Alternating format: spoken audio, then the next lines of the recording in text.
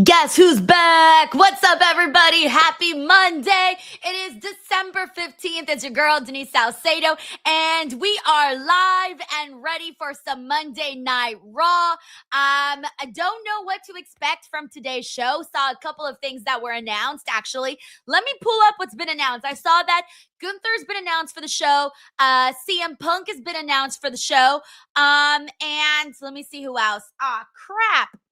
Hold on, guys. I just realized, okay, hold on. I'm wearing gloves today on the stream, and I can't, actually move the mouse with the gloves. Okay, so we have, let me see what else we have announced for today's show. Okay, so Gunther, CM Punk will be on the Usos versus the New Day, Rey Mysterio versus Logan Paul, and Stephanie versus Raquel Rodriguez. Okay, so we got a couple of interesting matchups that we could be getting here today. So yeah, so far so good. I think it'll be a good show today. At least let's hope for it. Fingers crossed here. But also I want to start off by thanking all of the supporters and everybody who's here. Thank you guys so much for being here. We got McTaru here who kicks off the party. By the way, we're still 3 minutes away from Raw starting, so I'm just going to stall for some time. McTaru here with our first super chat of the day. Always showing some love. He says, "What's up, DWO peeps and queens? I'm so nervous about what the follow-up is going to be like after Saturday night's main event aftermath. From what I heard, it's a new era. Please tell me that's true." Well, I mean, you can say all of these things, right? But until we see it actually executed, then we don't necessarily know what that could mean and if it's legit. Because how many times hasn't someone said, "Oh yeah, this is what you're going to be seeing now on WWE, expect a landscape changing show," or things like, "This is going to be epic," and then we tune in and really nothing happened. So I don't know what the follow-up is going to look like. I hope it's good. I really, really hope the aftermath of Saturday night's main event works out because I want to see shit succeed. So let's hope, fingers crossed, that the follow-up is actually really good. Thank you so much, McTaru, for the love, by the way. We also got Matt Reichel here who says, let's see, he says, finished 8th in Cena trivia. Yes, thank you for tuning into the trivia. He says, the Cody Drew video is great. The line "Merry Christmas, a-ho" was great. Let's see how they follow up with it tonight. So I haven't seen the video of Cody and Drew. I saw something that they brawled or something at Cody's house. I haven't seen it yet. I kind of hope they air it on Raw since I haven't seen it. So fingers crossed that they also show that as well. Thank you so much, Matt Reichel, for sending in that super chat. That's very, very generous of you. We also got Sheldon Jackson here who gifted his daily DWO membership. So gracias, Sheldon, gracias.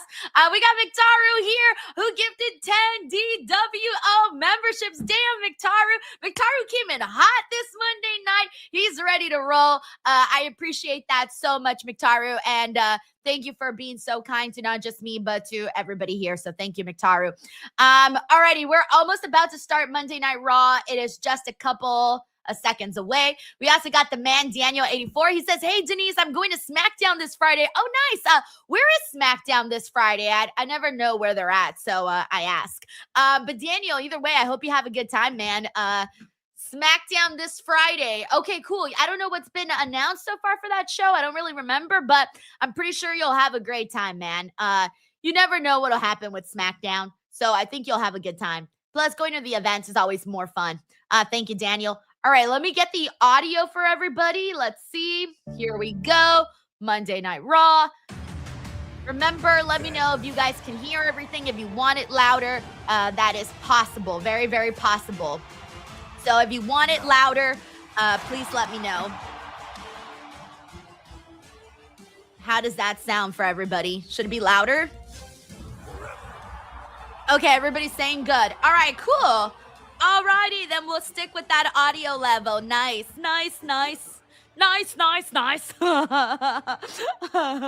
All right, let's see what we kick off with. Oh yeah, highlights from last night's show.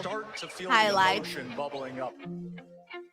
By the way, we got Sammy Sawampai Boone in the building. What's up, Sammy? Happy Monday. He says, "Hey, Denise, did you watch Cody Rhodes went to Drew's house and attacked Drew? It's on YouTube." No, I didn't see it. I literally did did not see it. Like, they posted it like not that long ago, right? So I just didn't have time. I was getting ready for the stream, and I haven't seen the attack, so they better air it on Raw today. Thank you, Sammy. We got Diamond Money here who says, did you exclusive video SmackDown GM Drew and Cody? So apparently everyone watched the video except me. So damn, it's because when they put stuff on social media, you don't always see it. Like, how many times doesn't shit like pop up on my timeline like 12 hours later? So annoying. We got it, John Taylor, who says, crazy that Denise was crying all throughout Saturday night's main event. Oba comes out, Denise cries, Bailey and Soruka, Denise falling, The Miz, True, and Joe Hendry. Oh boy, the Denise Waterworks. Cena taps 2 days of tears. I love it, John. Thank you so much for the laugh. We got Sheldon Jackson here who says, just remember what John Cena taught us on Saturday. If things get hard, just give up. Triple H did Cena dirty with this entire retirement run. Damn, shaking my head. I'm so glad, by the way, that also, like, I'm the only one who felt this way on the day that we did our review show. I don't know how many of you guys have seen, but, like, even Ariel Helwani came out and spoke about it. And I'm like, yes. Like, I'm like, thank you. Like, some people totally get it. And so it's been great to see. Well, it's been great to see that there's conversation around this period. It's been a hot minute since something has gotten people talking. So on the bright side, it got people talking. Everybody has an opinion. So if you're looking for a bright side, that's what it is. Thank you, Sheldon. We got Brandon Rosen here who says, let's get this watch-along party started. Brandon, good to have you on, man. Yes, let's get the watch-along party started. We got John Taylor here who says, Denise looking like Latina Miss Elizabeth. Is it the gloves? Is it the gloves? It's the gloves. The gloves make me feel like I'm conducting like magic tricks, by the way. Like, I feel like if I do this, psh, like sparks are going to come out, you know? And I'm like going to turn a human into a cat. Psh, turn somebody into a toad. Psh. Like, I feel like I have magical powers today. Like, truly, I can feel the magical powers. Thank you so much, John. We got Joe Compton in the building. What's up, Joe? He says, hook me up with a cheat sheet for your next Kahoots quiz. Please, I struggled with the last one. I'll bust out a study guide for the next one. Just kidding. Yeah, by the way, we did do our John Cena trivia yesterday, and then this Sunday we have WWE trivia, and then the following Sunday after that we have the AEW trivia. So we still got 2 more trivias coming up this month. So in case you missed it, by the way, they're still showing highlights. In case you missed it, don't worry, we do have other opportunities for you to enjoy some trivia. Thank you, Joe. We also got Ryan Sully in the building. Hey, Ryan, how are you? Thank you so much for being here. Ryan says, hey, Denise, just an FYI, they taped next week's SmackDown before tonight's Raw. Then this Friday on SmackDown, they are taping next week's Raw. Oh, my gosh. He says, so beware of spoilers. Sad I missed the trivia. DW. Well, don't worry. There's other 2 trivias coming up. As for me, for SmackDown coverage, I think I'm pretty much... So this Friday, I'm actually not going to be here. I'm going to be flying out to Pittsburgh. I'm going to be leaving to Pittsburgh. I think on Friday I'm leaving. So I'll be in Pittsburgh Friday, and then I'll be back Saturday evening at some point during the day. So I will be in Pittsburgh for a while. So I don't know if I'm doing a SmackDown watch along this week because I don't know what the Wi-Fi situation is. And I don't even know what time I get there. So I may or may not be doing a SmackDown watch along this Friday.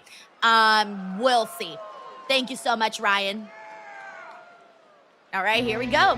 And we're kicking things off with Gunther. Here we go. Let's see what the reaction is for Gunther. I swear, people better be booing the hell out of Gunther. They have to, or else what's the point, right? So let's hope for strong boos. Let me put on my second headphones. Okay. I like the boos. Hit them harder. Hit them harder. We need strong boos for Gunther here. Hit them harder. Bask in it, Gunther. Bask in it.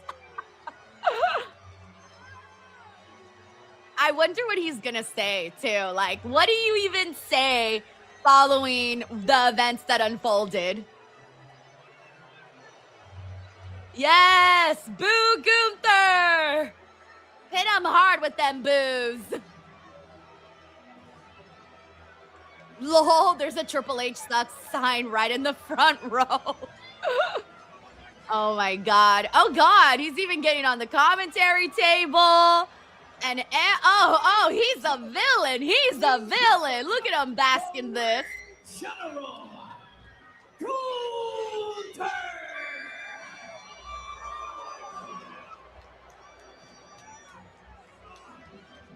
All right, now I'm excited to see what Gunther's gonna say. Because again, like, how do you follow up? What do you do? What do you say? And does anybody come out to confront Gunther? What about that too? What about somebody coming out and confronting him? We got Arnold Nicholson here, says, all hail Gunther, he's the best in WWE. It's so funny because like 2 months ago, everybody was like, Gunther's so boring. And now everyone changed their mind. We got John Taylor here who says I was saying Gunther. Gunther. Gunther. Wait, did they put Gunther's face in the Grinch? Someone has a sign that says, the Grinch that stole Christmas, and I'm pretty sure that's Gunther's face in there.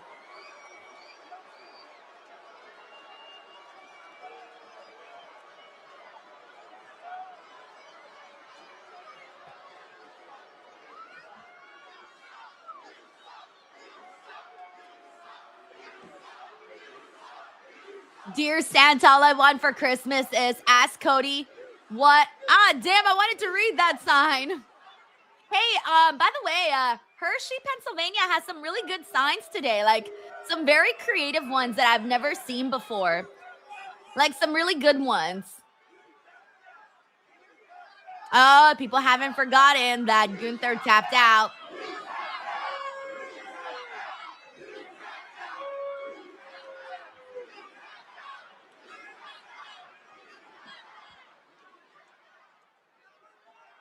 So,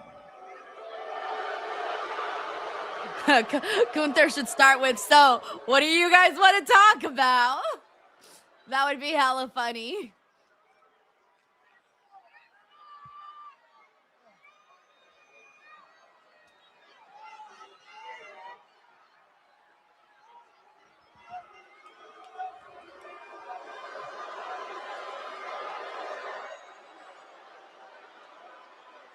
I mean, you know, it would be funny if, well, Gunther has to like rub it in everybody's faces. Like he has to like lay it in and rub it in everyone's face.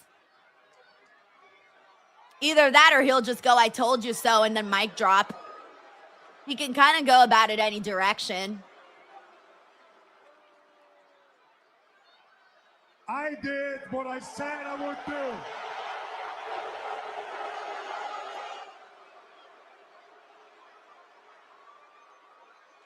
I made John Cena give up. Okay, I like how the boos are getting louder too.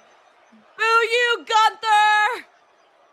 What are like the traditional things people say, like eats corn the long way or something?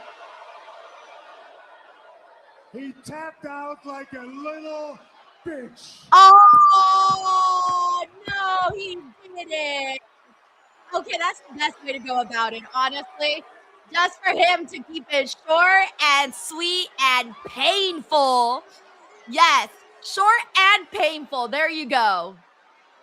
Like, he kept it brief. He called John Cena a bitch. No one likes being called a bitch. So, there you go. Oh, no, he's going back in for more. He's going back in for more. Oh, he's continuing to bask in it. Now what? What is next now for Gunther? Like, what is next? Who else is he gonna go up and challenge next? Who's the perfect person to face Gunther now with this like version of Gunther?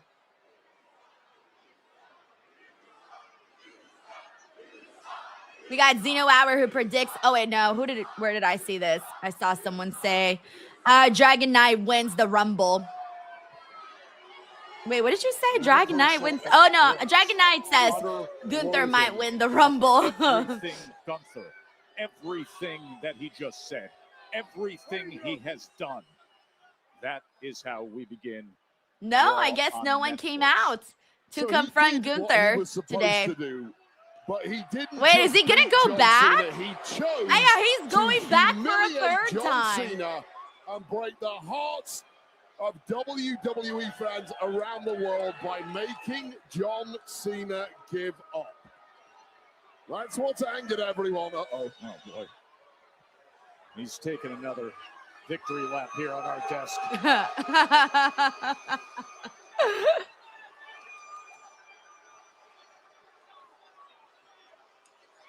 Fucking Gunther. Oh, he's going for it again. Okay, they just handed him the mic. Let's see what else he's got for us. Tap out like a little bitch. Oh, he doubled down. He doubled down. He's like, hey, I said it once. I'm going to say it again. It is my time now. Oh, my God. I will forever be the man that made John Cena give. All right, I feel like something has to happen. Like, the fact that he went back out there like a third time, it makes me feel like someone should come out and, like, basically confront him, right? Of rejection. You would think so. And it sounds better than Mozart to the ring general who can do whatever he wants in this business now. He cannot get enough of it. He's bathing in the hatred.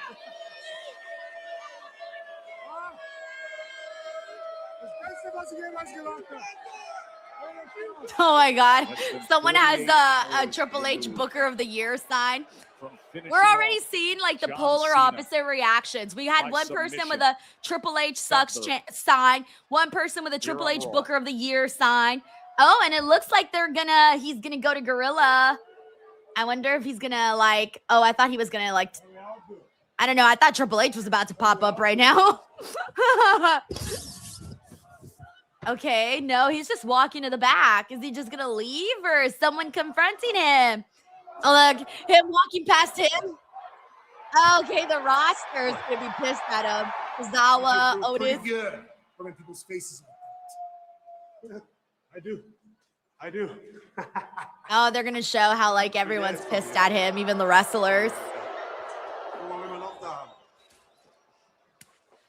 Aww, R-Truth. How sad. You are a piece of trash. Basura! Okay. Basura! Sure.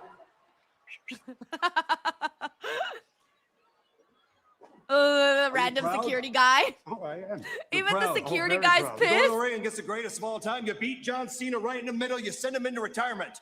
And then you show up tonight and you walk all over that man's legacy because you know he's not coming back.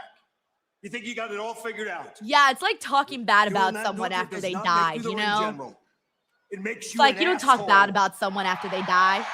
Oh shit, what'd he say? Okay, anything else? Yeah, you're done for tonight.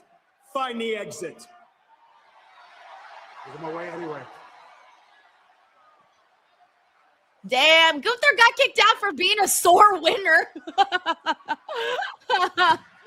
No, yeah, I can hear the asshole chants right now. Yeah.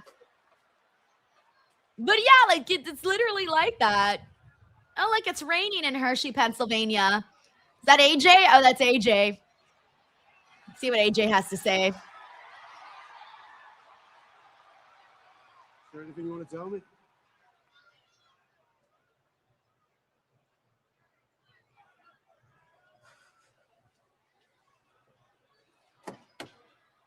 I was gonna say, did he like let off a stink bomb in his car or something? Imagine AJ Styles just let out a stink bomb in his car, and that's why he was like, just go in.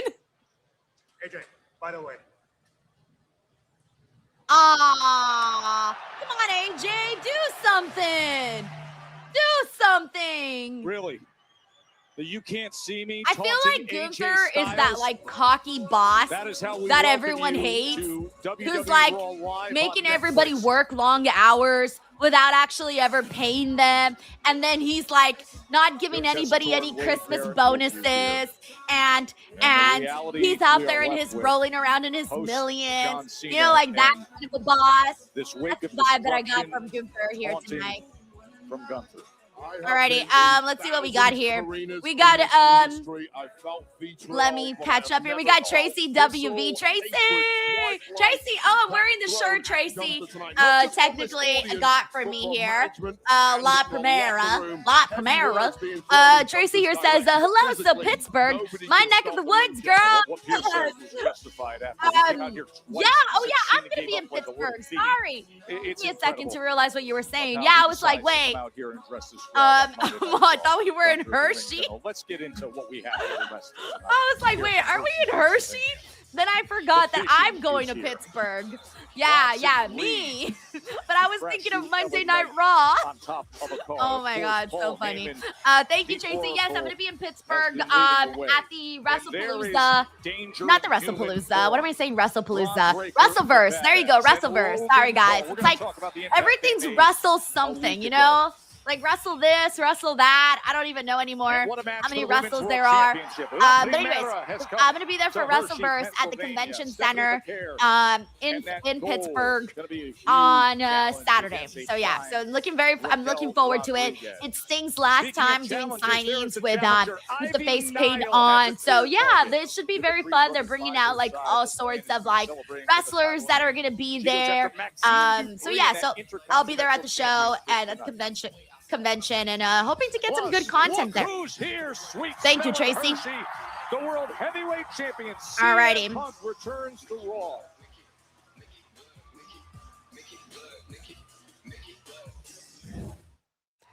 Let's see what we got here for the commercial breaks, by the way. We got Do the Thing in the building who says, it looks like it's freezing cold in Hershey right now. Yeah, it does. There was like a little, at first I was like, this is so embarrassing. And this is probably because I'm from California. But at first I was like, man, Gunther's car is so dirty. And then I was like, wait, no, that's snow. Sorry, I had a blonde moment. We got Kamen Riemann who says, how about Wrestle Crow, Denise? What is Wrestle Crow? Is that like a thing or like, I don't know. So funny. All right, let me go through. I've been having, you know what, guys? I've been having a lot of blonde moments today. Like literally like 2 times already. The Pittsburgh thing and then the snow thing. I'm cooked. We got what? Joseph Boza says, I heard it's 0 in Pittsburgh. No way, bro. I didn't even think about it, to be honest. Like, I wasn't even, like, considering that it would be cold in Pittsburgh. So, you just forget, man. Like, you literally just forget that there are states that have real winters. Are you in the California, we do not have real winters here. Like, no real winters whatsoever. It's literally 64 degrees right now. 64 degrees. It's no real winter. So, like, my mom forgets to take into account that other people have real winters. So, I was just, like, when I went to Canada for Elimination Chamber last year, I remembered I Googled winter coat on Amazon. And I got a winter coat, right? Except that winter coat was like winter in California. It wasn't winter in Canada. And so I remember being in an Elimination Chamber in Canada and nearly freezing to death. Like I couldn't feel my body parts anymore. I was going numb. So yeah, no. Just forget all the damn time. We got Miss WWE Girl who says it's cold here in Ohio. We got Marshman who says it's 20 degrees in Hershey right now. Let's see. Right here on Raw. We got Tiffany here who says cold here in Illinois. We got Miami Scorpio says, I used to live up north. I did not miss that weather at all. Oh, I bet. We got Johnny T here says 24 degrees in New Jersey. I feel so bad. I'm so sorry. That sucks. I think I missed. But at least you get a real Christmas, right? I've said this way. before, but I've never had That's too much for me. a I'm English. movie We just do a Christmas. Burger You know, the King. ones Look at where the you handshake. open your Traditional. window and there's snow falling down and you get hot cocoa. Backhand that got the best of it. And you make a snowman. I've never made a snowman. Damn. So at least you guys get to make a snowman and to have like a beautiful white Christmas. We got Don here who says, we get a lot of snow this past weekend and it is cold. Oh, God. Thank you, Don. Uncle Donk is in the building. Or excuse me, Unc Donk, who changed his username here, says, good evening. Ivy looks like she's going to kick some ass. I hope she does. She had a cute little promo last week. She got a little heel heat for herself. That was fun. Didn't know she had it in her. And now I hope she does kick ass. Thank you, Uncle Donk. We got John Taylor here who says, are you going to have a booth at the convention that says internet superstar Denise Salcedo Fatu with a bunch of signed 8x10s? You swear. No, I still do things one man band style. So I will always, like, you'll always see me walking around with, like, my tripod, my camera, my microphone. Like, my hands are always full. Like, they're never not full. And I walk around with all my shit. And I still shop at the conventions. Like, I'll be buying stuff, carrying everything, like, thank you, John. We got Victaro here who says, imagine if Gunther comes back for more bullshit later on tonight. That'd be pretty funny, actually. Like, very, very funny. He's got to lean into it, man. They got to make it worth I it. don't know. Should we run it back-ish? Okay, they're running back the Yeet entrance. Thank you, Victaro. What do you think, Hershey?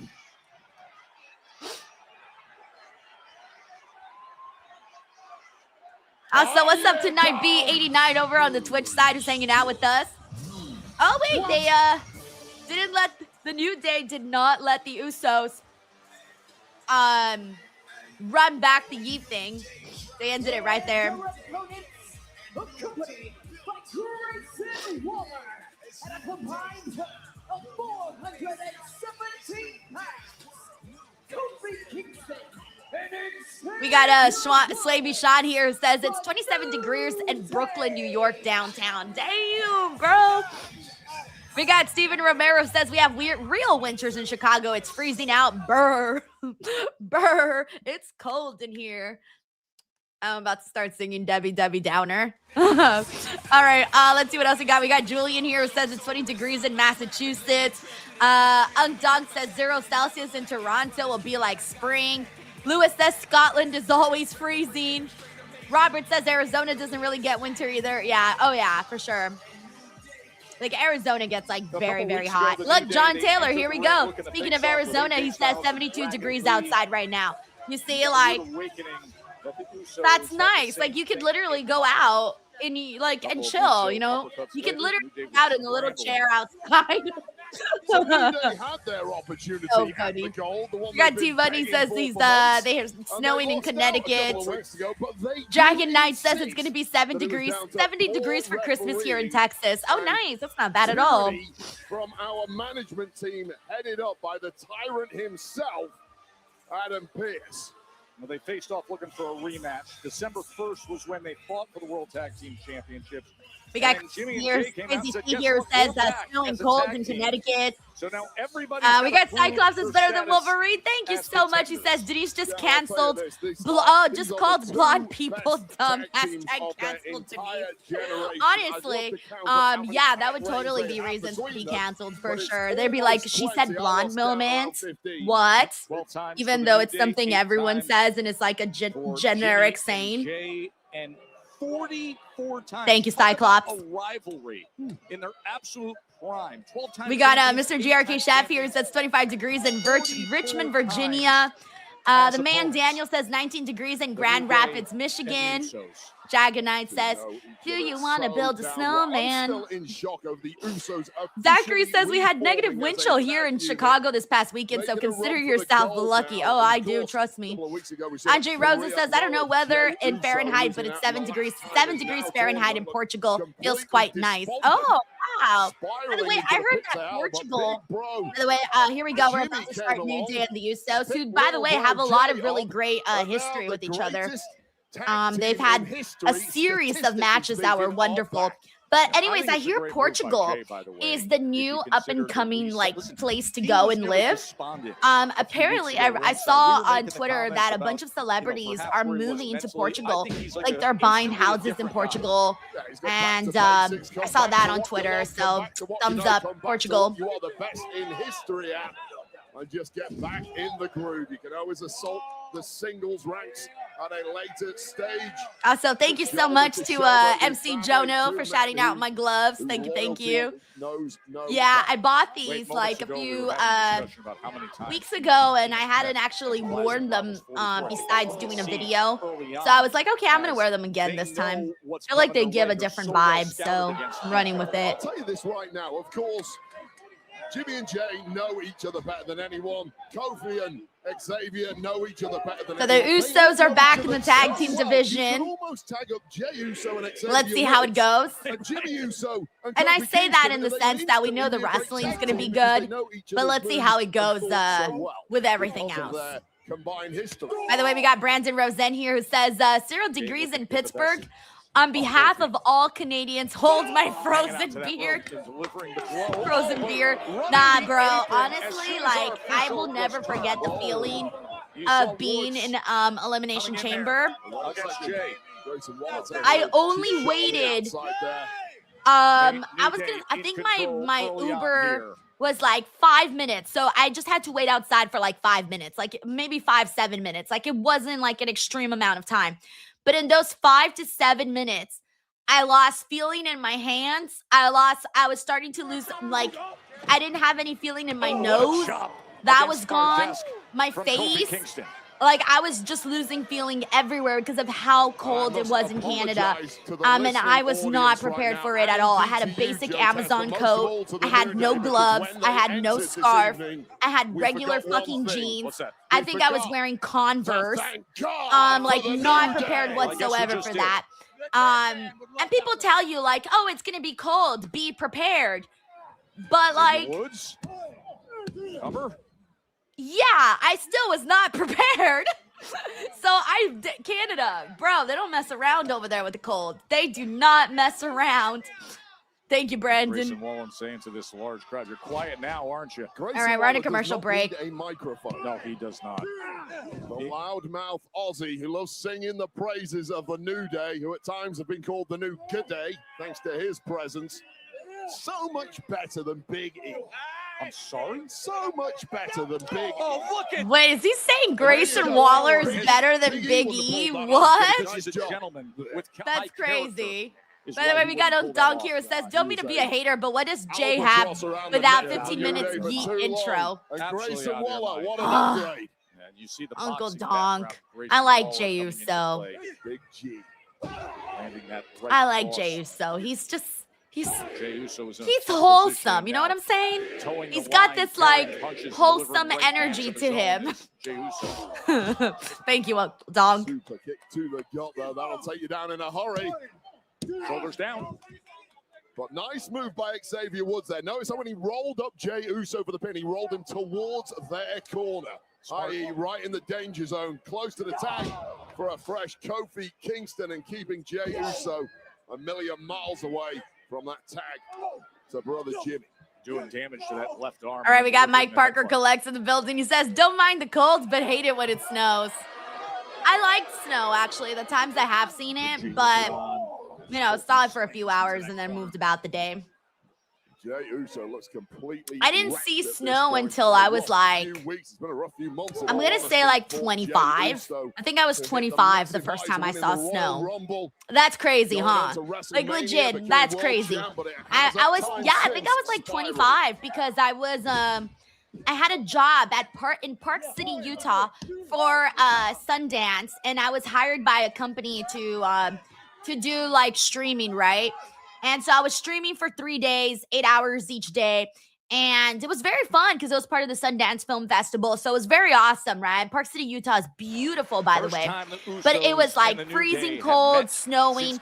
And yeah, that was my first time that I ever saw snow, was in my mid-20s. And then after that,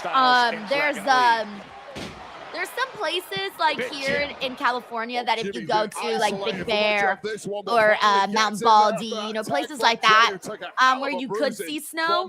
And so I did go a couple of times to Mount Baldy to go snow tubing. That was very fun. So those were like my next times that I saw snow. And then I saw snow one other place, and I don't remember where it was. Oh yeah. It was Canada, actually. It was Canada. So I've seen snow probably like 5 times in my life. And then that's it. And then that's it. Former world champion, and now going up top, stopping Woods in the process. Wait up. Grayson Waller. We got a yes boy here who says, just realized they teased Gunther retiring AJ next. Yes boy, no! Why did you point that out? No! Singing his own praises, all the praises of the New Day. You're kind of right, yes boy, because I was thinking to myself, oh, I really want to see AJ Gunther. I was literally thinking about it. I was thinking about it. And but I wasn't thinking about it like as a retirement, only because like we still got so much more time, right, until AJ retires. So that's crazy. Damn, that's a conversation to have for sure. One of them wins, surely. Thank you, yes boy. I gotta give them a shot sooner or later. I mean, basically that scene we got Anthony here who says Texas gets snow every 10-ish years or so, but it's more like a sleet than actual snow. The Usos came out with their declaration that they were fully back as a tag team, that they are hunting gold again. So you would think so, the positioning, all the experience, all the accolades. All right, this match has like been like very whatever so far. Hasn't really been that stellar. We got John Taylor here who says, FYI, I took your advice about my house and will be renting it out starting January 1st. I registered it with Montana Housing, so it qualifies for low-income renters. I feel better about doing that over Airbnb. Hey, John, yes, I'm so glad you found a solution to your problem, and hopefully you get somebody that rents it out very, very quick, John. That way you can start to feel at ease from that. Now the teamwork from Kofi Kingston. Thank you, John. And Xavier Woods coming into play as they've got them lined up. Oh, that'll sting. Little sit-up action there from Jimmy Uso, using that core strength, moving out the way and crushing the crown jewels was Kofi Kingston. Yeah, this has been knows how bad let's get to the let's start moving things along. Come on. As here comes all right, here we go. Jey Uso. Let's get a little energy in here. Recovered Jey Uso. And now delivering a nice little yeet down. Oh shit, that was a good super kick. That was a good super kick. It was very, very like exclamation point. Diving into the corner, head first onto that steel, but that Samoan head of that's been the best Uso part so far. One super kick. One super kick has been the best part of the match. Straight back. Oh shit, nice. Oh, that was good job, Jay. Good job. All right, one super kick and a dive. We got Brendan here who says, hey Denise, how are you? Also, I'm KnightB89 on Twitch. If you ever need mods over there, I'm learning mod view. I'm here if you need me. Oh, thank you so much for that. I don't I like to moderate my own chats because honestly I'm cool. You know, like it's cool. It's cool, you know? I like to get in there and just be like, you know, I like anarchy, guys. I like it to feel like the wild, wild west. I'm just kidding. Do not take that legit. Thank you, Brandon. That may be the worst thing I've ever said on this channel. I want it to be like the Wild Wild West. Hey, Black Demon Daddy is back. What's up, bro? Thank you again, man, for all of the love that you gave on the last time you were here. That was, you know, honestly, it was, I don't even know. What are some words? Like amazing, wonderful. I'm trying to think of some new words here. No, seriously, Black Demon Daddy, that was very awesome of you, so thank you very much. And Black Daddy, Demon Daddy also just gifted 5 DWO membership, so thank you eternally for that.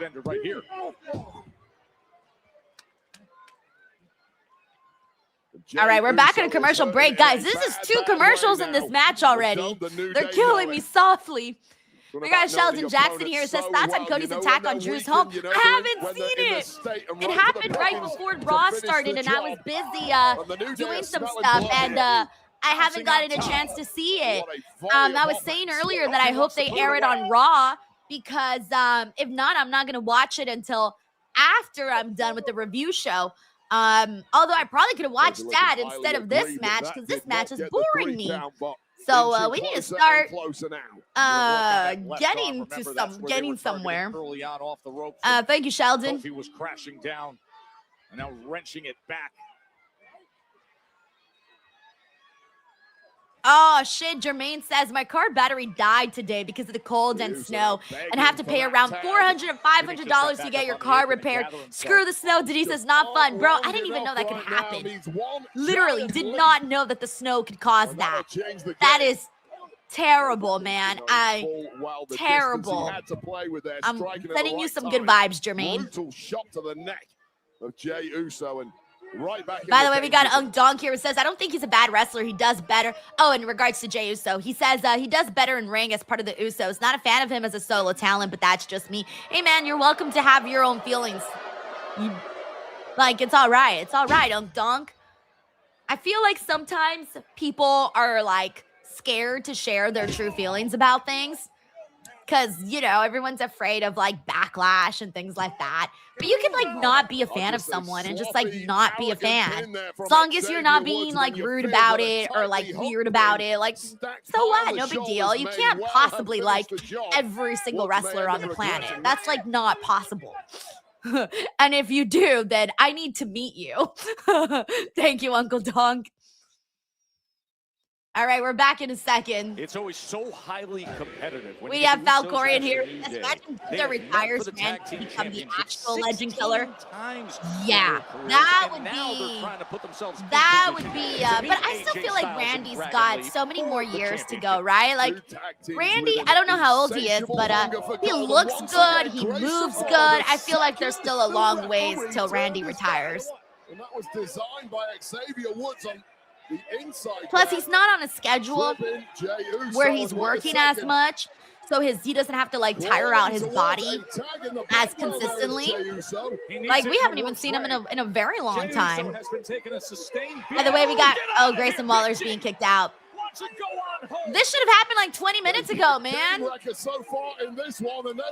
I don't even know where this thing with the New Day and Grayson Waller is going anymore. Like, who cares? No one cares. No one cares about what is going down with Grayson Waller and the New Day. They need to give you a reason to care. And I don't think they've given you a reason. Or at least they haven't given me one. Of where they were heading in this one, and we may be getting stereo splashes. Oh, this is flashbacks from long ago against the New Day. And they deliver again. But this time, Woods. We got Ryan Adams here. Says, AJ, get ready to learn Symphony 9 at WrestleMania. Damn, bro. Thank you, Jimmy Uso here. Yeah, Adam AJ Styles retires, man. He inspired so many people and has had so many legendary matches. Man, I'm going to be so sad when it happens. Kicking out of that one. Years ago, that is exactly how they defeated the New Day. Tonight, we got John Taylor here. It says, I want Tiger Claw Gaming to be your chat mod just for chaos when he bans everyone, including you. But whatever's left. Imagine. No, I remember when Kyler used to mod. I was like, Kyler But was really instead, good at Kofi modding because, well, grabs Kyler's Jay really great, by the way. out Shout out of to the Kyler. ring and puts him right into Kyler the still steel helps me steps. with my Oh, social it's a media quick one, potentially. on Facebook. Maximum But I really like chicanery. Kyler because When these Kyler four are gets in the me. You know ring, what I'm it wasn't saying? Like, enough he to keep knows Big Jim down. That what might would do it, trigger though, me stumbling on the and landing. and what DDT doesn't, out you know? onto the floor. So I thought he was Just really amazing good at thinking being a there mod. from Xavier Woods. Um, One stumble from Jimmy Uso really and Woods immediately pounced with that DDT. And the suicide dive. But Complete yeah, control no, right then we now, kind of and stopped here's having a mod Kofi. because, like, to be honest, everybody was very well behaved. So at this point, we were like, well, we don't really need a mod, so it's fine. Well, you know, now you'll just do this instead. Woods and Kingston in control, having it their way. Hitting the daylight. For the win. Wow, are right the here Usos to gonna make lose a their first? statement Oh, okay. on the I was about to same say, are they gonna lose their first match Jay. back into the Ooh, tag that team really division? was game Because if they over. do, It what a was start! for Jey Uso. Oh, trouble in paradise.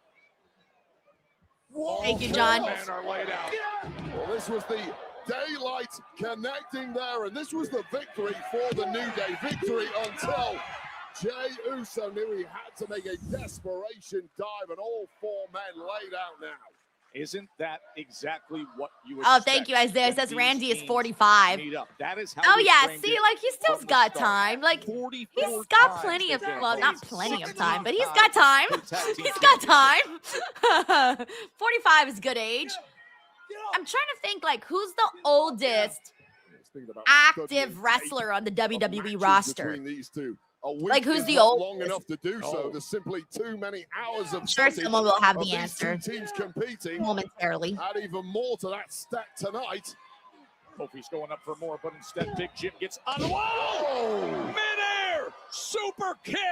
the nice reflex move there from Jey Uso, and it's never over with the I like how he Usos. gave that Spin on the super outside. kick to Woods, and Woods wasn't even looking. So he just got him, See like, that right in the grin side of the on his head. face. Oh, let's go for trouble in paradise. He was but like, instead, damn, bro, I there's couldn't a even turn my spear. face around. Usos picking up the pace, picking up the damage. And with that, Xavier Woods wiped out. on the Everyone's saying outside. R-Truth, Kofi he's Kingston 53, maybe and he defenseless. still wrestles. So yeah, so 53 he's the oldest? Monday. Damn, I didn't realize R-Truth was the oldest. Someone, Andrew says CM Punk. I don't know how old CM Punk is. I should, you know what, I'm gonna have to do that next time it gets boring during Raw. I'm gonna just start pulling up people's ages. See how old everybody is. Wow, yeah, another banger from these two GOAT tag All right, well, they teams. got their win But now the that they're back in Usos the by the tag team thinnest division, of but I gotta tell margins you, I pick up wasn't the in love with W. this match was at Jimmy all. Uso going Like, on at all. a tear, followed up by the This spear one was from not Jey. what I expected it would be. Ducking Trouble in paradise. We got Mike Parker Collect here. It says, they said last Usos ND match was 2022. 2022. Oh, New Day match. The last Usos New Day match was 2022. Never again would be fine with me. This match shows why. But see, their past matches were amazing. Like, their matches in the past were so good. This one was just like your No doubt about it. average They Monday want Night gold Raw again. match. You and Michael Cole Like, were you're gonna excellent forget Saturday this night's by, main like, event. It was a circle the end of the big night. event in Washington, D.C. Thank you, Mike. But we're not wasting any time with something. We got equally D and as Joel big. here, The Dingle here. one-year This anniversary match of went too Raw long. I here think on so too. I think Netflix, it could have been and cut a couple shorter, matches and then can tell maybe you we about. wouldn't have And noticed. that's just my We got it. Let's Stephen get to it. Marchuli in the What's gonna happen, building. Brooklyn? Thank you, Stephen. He says Grayson should get back to NXT. Grayson Waller would actually stand out in NXT. That, like, I know we don't like to send people back, right, or send them down, because NXT still at the end of the day is not Raw or SmackDown. But sometimes, and here's the thing, I have conflicting feelings because I have conflicting feelings about that, because on the one hand, if he does go back to NXT, there's a spot for him, right? Like, fine, right. You have, you know, an opportunity, because the men's division is very split. But then, on the other hand, have we seen, and maybe I'm forgetting someone, so please let me know who I'm forgetting. Have we seen someone go back down to NXT and then went back up to WWE main roster? And Baron Corbin did that, but then he got released. Remember that. So I don't remember off the top of my head somebody that successfully went from main roster down, back up, and actually succeeded. I can't think of anyone right now. Someone think about somebody. Somebody recently too. Somebody recently.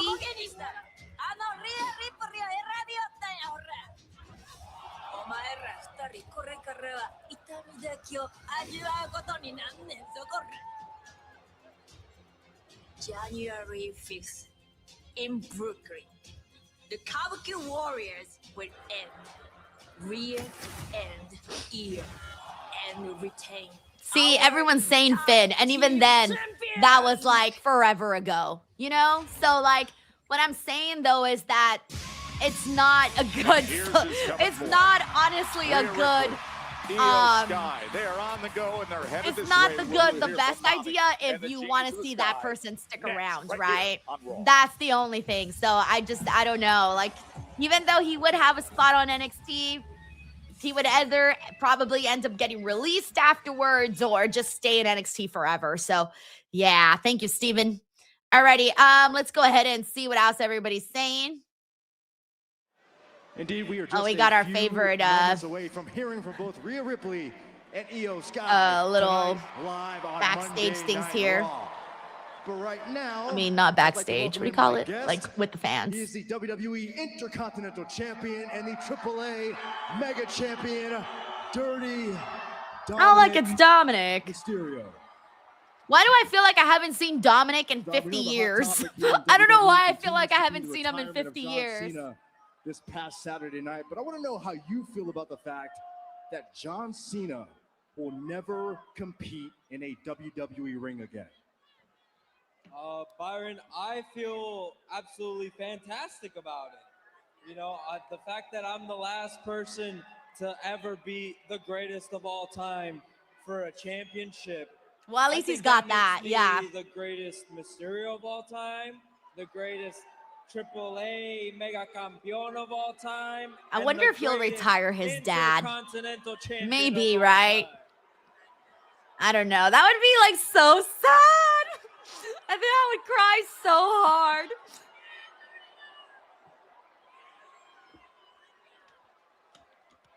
But the most that I am excited for is the fact that Raquel Rodriguez is going to bring the gold back to the Judgment Day when she beats Stephanie Vaquer tonight. Or you don't agree? Well, I don't think it's a guarantee that we're going to see a new women's world champion. You don't guarantee. Okay, first of all, we are the Judgment Day and we run Monday Night Raw. I mean, clearly. Yo, that would be crazy if they took the strap off of Stephanie. So like I said, oh, I would I'm be so excited mad. For Raquel to bring the women's world heavyweight champion back to the Judgment Day where it belongs. And I know Finn and JD, they love their gold. So they'll be excited when they come back. Well, Dom, I appreciate your time. Good luck to Raquel Rodriguez and her efforts to become the new women's world champion. We don't need luck, Byron. We're champions. That was so awkward. Byron Byron was like, okay, we're done. And Dom was like, no, wait, bro, we're not done. Give me back the microphone. We got Mr. GRK Chef 13 here who says Randy Orton is 45, maybe 5 more years. How old is Chris Jericho? Hold on. Let me see. How old is Chris Jericho? Chris is 55. Damn, Chris is 55. That's crazy. Okay, so he's 55. Well, so, I mean, Randy could still go until 55. He's in great shape. So maybe 5 to 10 more years. You never know. Also, damn, I can't believe Chris Jericho's 55. That's crazy. I gotta tell That's you, so Timothy crazy. Chalamet with Cody. Thank you, listened Mr. to GRK this. Chef You are 13. going to be blown away by Timothy Chalamet's Monkey Man says Power Craze mods are modern heels. Yeah, I agree. I don't like the whole, like, let's censor everybody kind of thing. I'm not about that. Ray is getting ready for Also, hey, what's up, Super Froze in the building? We also got Fightins 1. Thank you guys so much for being here. Thank you for all the love. We also got Byron Staronsky who's here. We got John Harris. Alan here says, I want Kevin Owens back. Me too. I was very happy to see him at John Cena's last match. That was nice.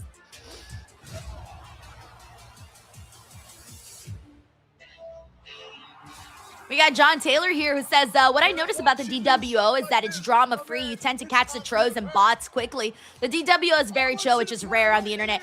That's exactly why Kyler lost his modding job. Y'all were too well behaved. I was telling Kyler, I was like, Kyler, I'm like, you're literally like not even having to do anything. We were laughing about that. But honestly, though, it's better. I'm very happy that I've been able to keep the chat as good as it's been. I'm very happy about that because, you know, like, that is hard to find on the internet. Like, it's crazy out there. It's crazy. So the fact that everyone's, like, chill here makes me very, very happy. Thank you, John.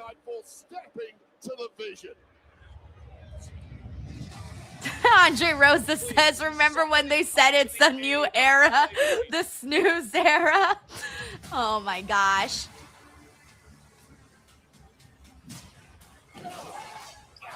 Also, let's see who else we got in here. Hey, what's up, Andy Nerschel? We also got, let's see. Oh shit, Tracy says the video with Drew, Cody, and Nick is 5 minutes long. Damn! Honestly, I bet you that video is probably better than anything you've seen on Raw so far today. Because everybody's talking about that video and no one is talking about Raw. I feel so left out right now that I haven't seen it.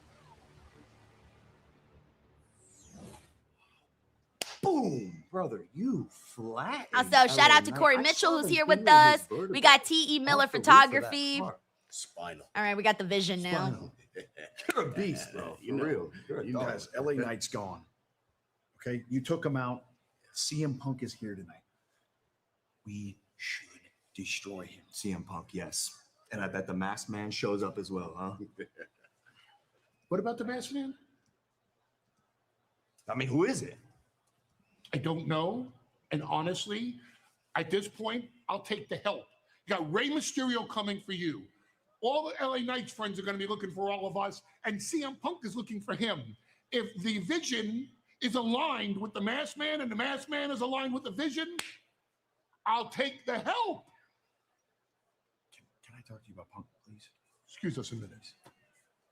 Hi. Listen, I'm going to be fully transparent. If Punk shows up tonight, I'm taking him out. Don't be a terrible I'm not going to wait. Why? Why? Because you're 21 days away. 21 days. If we take him out tonight, he's weak on the 5th. You take him out tonight, he won't be available on January 5th. You are 21 days. You know what 21 days means? Yes. 21 days, 504 hours. I got it. That's a little bit obsessive. I love how numbers, because of Steiner math, is really a thing for Braun. Please listen to me. Wait until January 5th.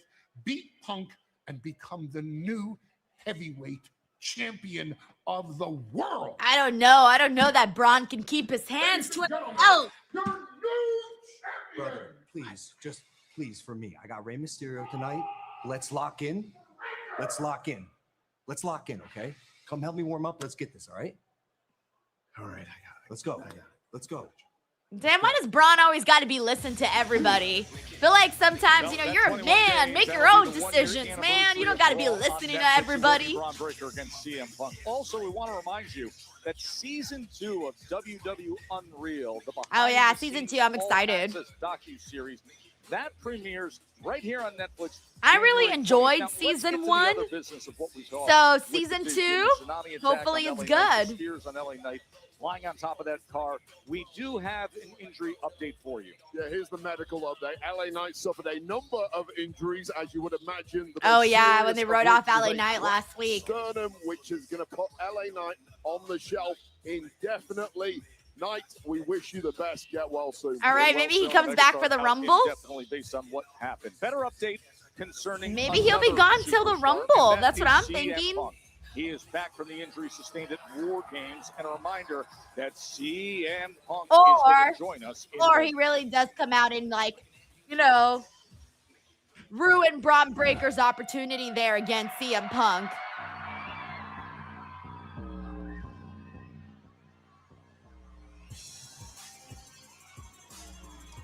All right, looks like Io is probably going to cut a promo.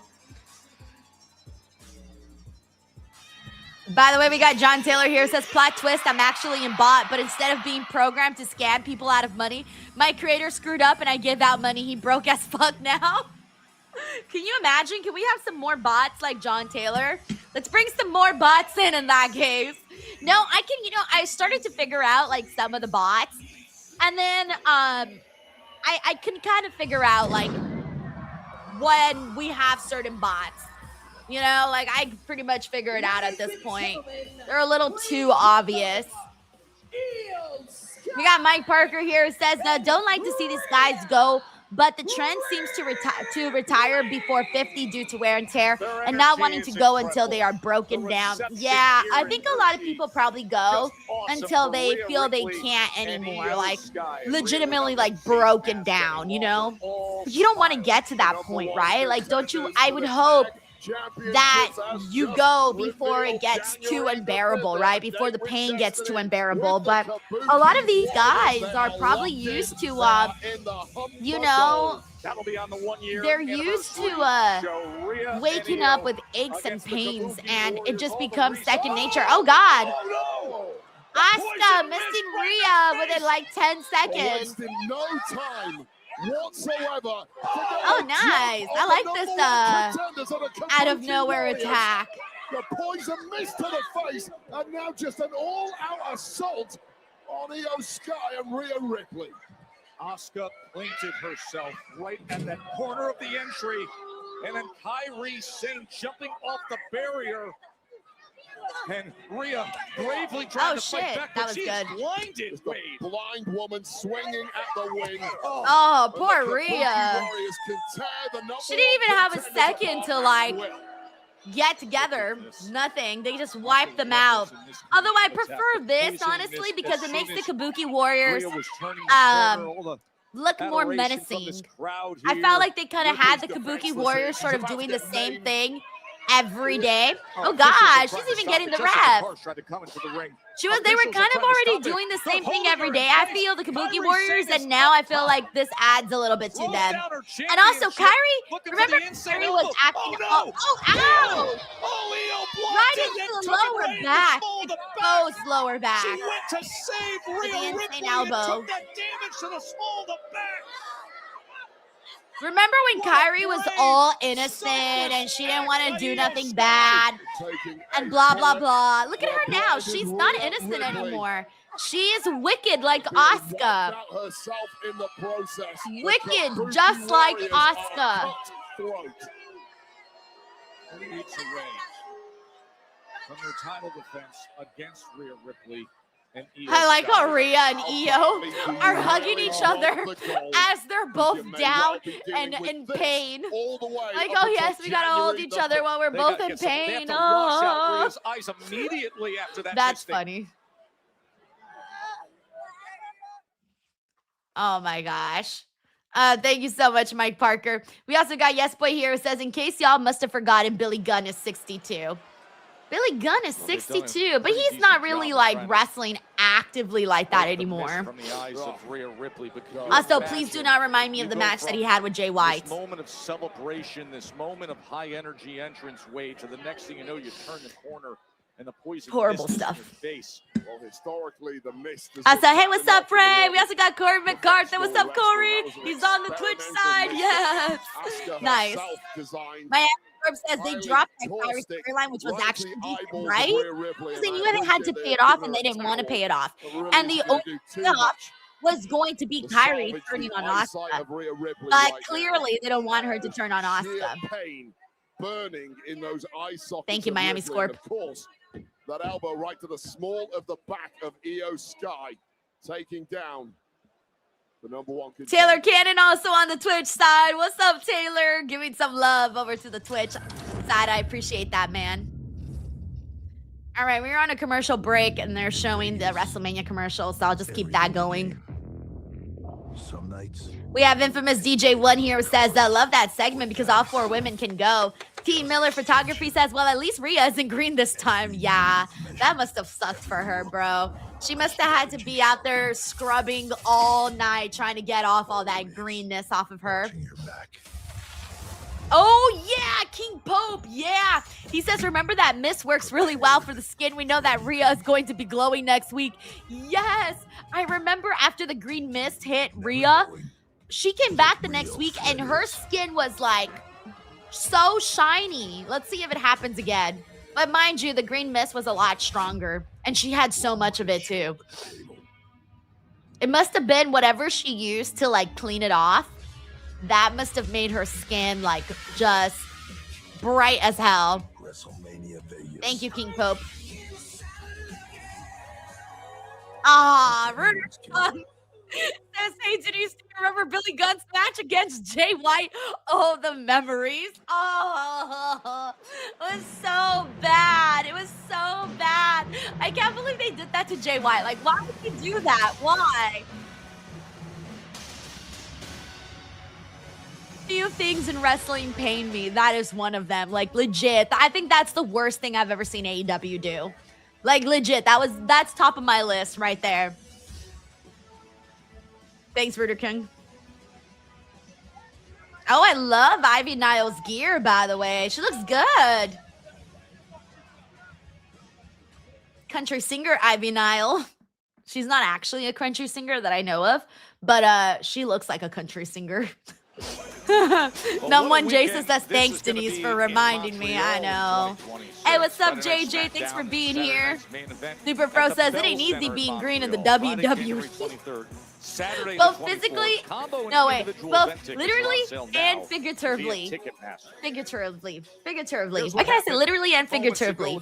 Literally. Well, the number 1 contenders came down to ringside ostensibly to talk about their opportunity against the Kabuki Warriors on January the 5th for the tag. Yes, I got McTaro here. Says, speaking of age, I remember seeing Bob Backlund as an old man in his 80s still wrestling was amazing in TNA a few years ago or so.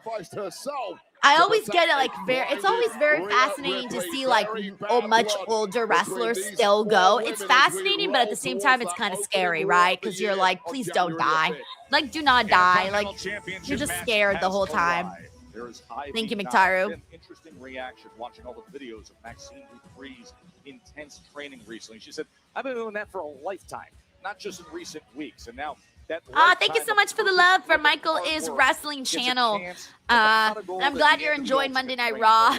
Says I enjoyed seeing Gunther getting kicked out of the building. Jermaine says, Denise, you're giving off Blake Monroe vibes with the gloves. It's very purr. Meow. All the hard work, Wade, with Maddie in the dungeon. By the way, that's the next one that I want to do. I was looking at Blake Monroe's new wrestling t-shirt. It's like a little star, and I think Blake's like right in the middle, like a cartoon.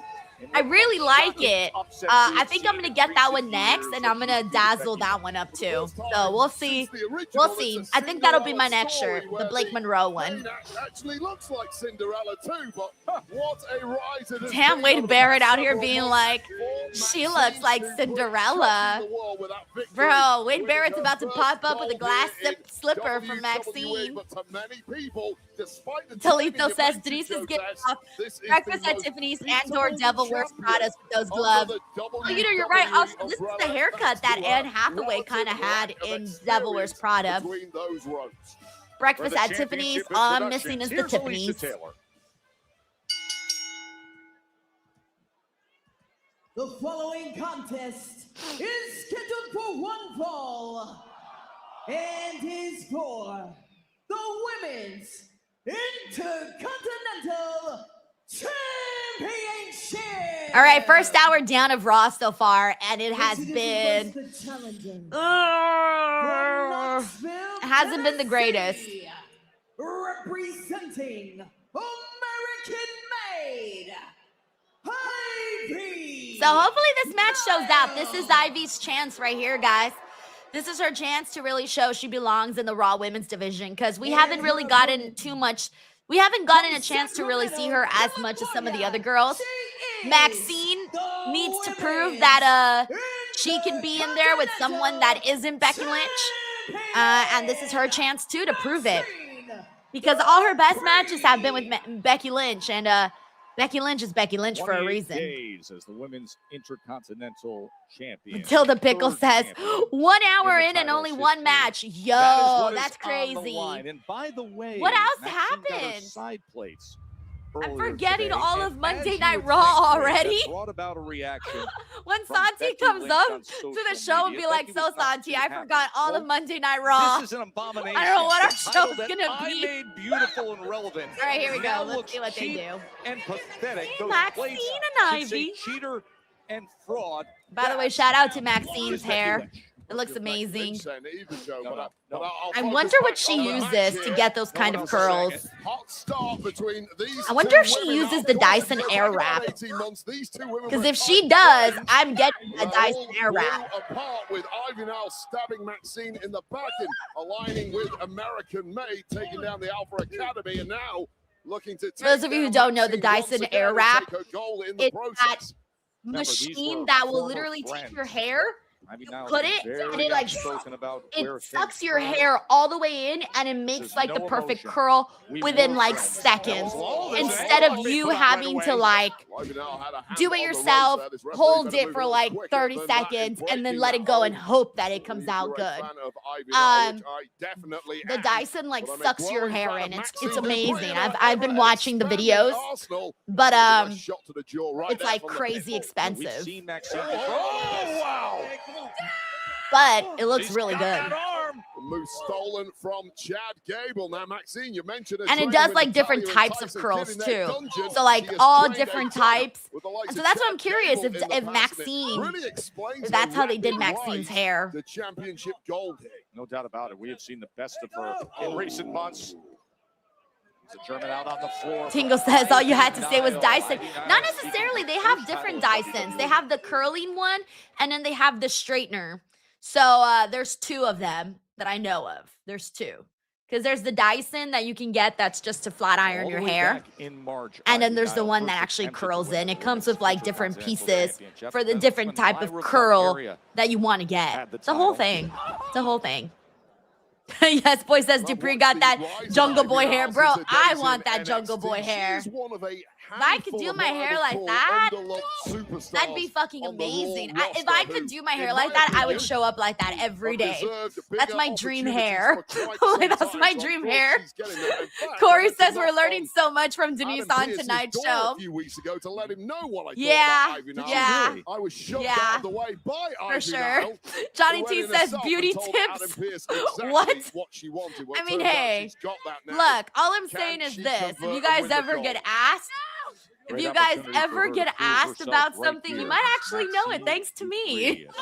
Andy Nursa says, and Dyson has the vacuum cleaner. Yeah, they do. Obviously, it's the first gold that I couldn't Maxine believe it Dupree was the has same won company here. either, by the way. I was kind of shocked, like shocked but not shocked, right? Shocked because like, you know, Dyson focuses on cleaning. Like I would have never thought they'd do hair products, but then not shocked because they would know about how to work the mechanics of that. We brought up her reaction earlier about what we have seen in recent weeks. By the way, we're on a commercial break right now.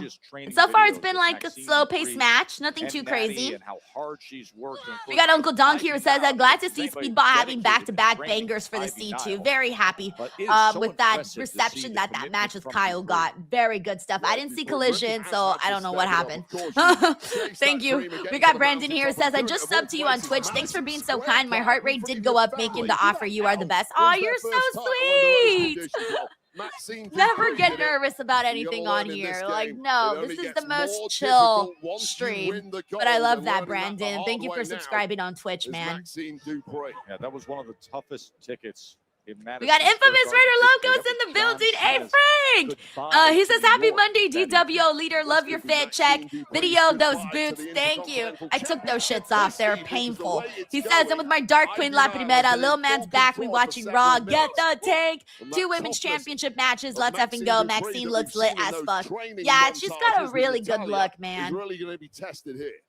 So far, like, this match the crowd's dead, by the way. Trying to fight her Like, way it back. hasn't been awful, but I don't think the crowd really cares too much. You're at the point in the match where if you But it are hasn't Maxine been Dupree, forget bad. the pretty stuff. It's just It's about been, digging deep. it's Tap just into that happening. grit and just keep swinging. There's no real anything to say so far. Thank you, Frank. Glad little man's back and you guys are chilling, having a good time watching Raw. I'm with you. We got a K-pop Stay Forever Live says on the crowd has Netflix, been Women's dead since Intercontinental Gunther. Yeah. Championship match. They Niles has they blew 8 their total load title on matches in her Gunther, career. and then Could this that be the was moment it. She breaks through. It's Blue Maxine Chew from Dupree, her Denise. first title defense. A leg You hung wanna up blow there. your What a load? compromised position as she gets I'm slammed Denise. down on the apron. Well, all the range of those long legs of Maxine Dupree comes in handy at times. But the quickness of the pit. Miami Scorp says, I don't blame the crowd here either. No, I don't Looking to either. retain It's right hard, there. right? It's very hard because, Ivy like, Niles been in control for Usos the and the New majority of Day this didn't match have so that far. spark in it that I think we were expecting to see. And And then for this one, you know, Maxine, part of what made Maxine special was when she was in those matches with Becky Lynch, she was the underdog. Ooh, that was cool. Look at Maxine busting out some new moves. That kind of woke people up. But in the other matches, she was the underdog, right? So, like, now she's in a totally different role in this match. She's the champion. And then Ivy Nile, people don't really know Ivy Nile. She's hardly on the show. So, you know, it's going to take them a second to be like, okay, well, this is why I care or don't care about this match. Managing to hang on to the goal for now. They always talk about the fact that once you are strapped up, the confidence that grows, how much more you grow as a competitor. This looks like a very different version of Maxine. Look, Maxine's getting angry. We have seen recently as she says to Nettie, give me more, bring more. This is the version you're getting. Okay, see, look, she's finding some intensity in there. Yeah, good. Drilled into her by Natalia in the dungeon. You can see it in her every which way. Maxine Dupree. I like that Maxine, like, she surprises you with, like, stuff she does. Like, every time she comes up with some sort of new move, I'm like, she could do that? She could do that? I didn't know Maxine could do that. That's probably my favorite thing about Maxine. That she does things I don't expect her to do. Don't count out the dogged determination of Ivy Nile. These opportunities don't come around often. Andre Rosa says, imagine if the masked man is Chad Gable. We haven't seen Chad Gable in what feels like centuries. Oh, nice, Ivy. Nice. Is he injured? Or is he just out? Like, what's going on with Chad Gable? So much power in that little unit that is Ivy Nile.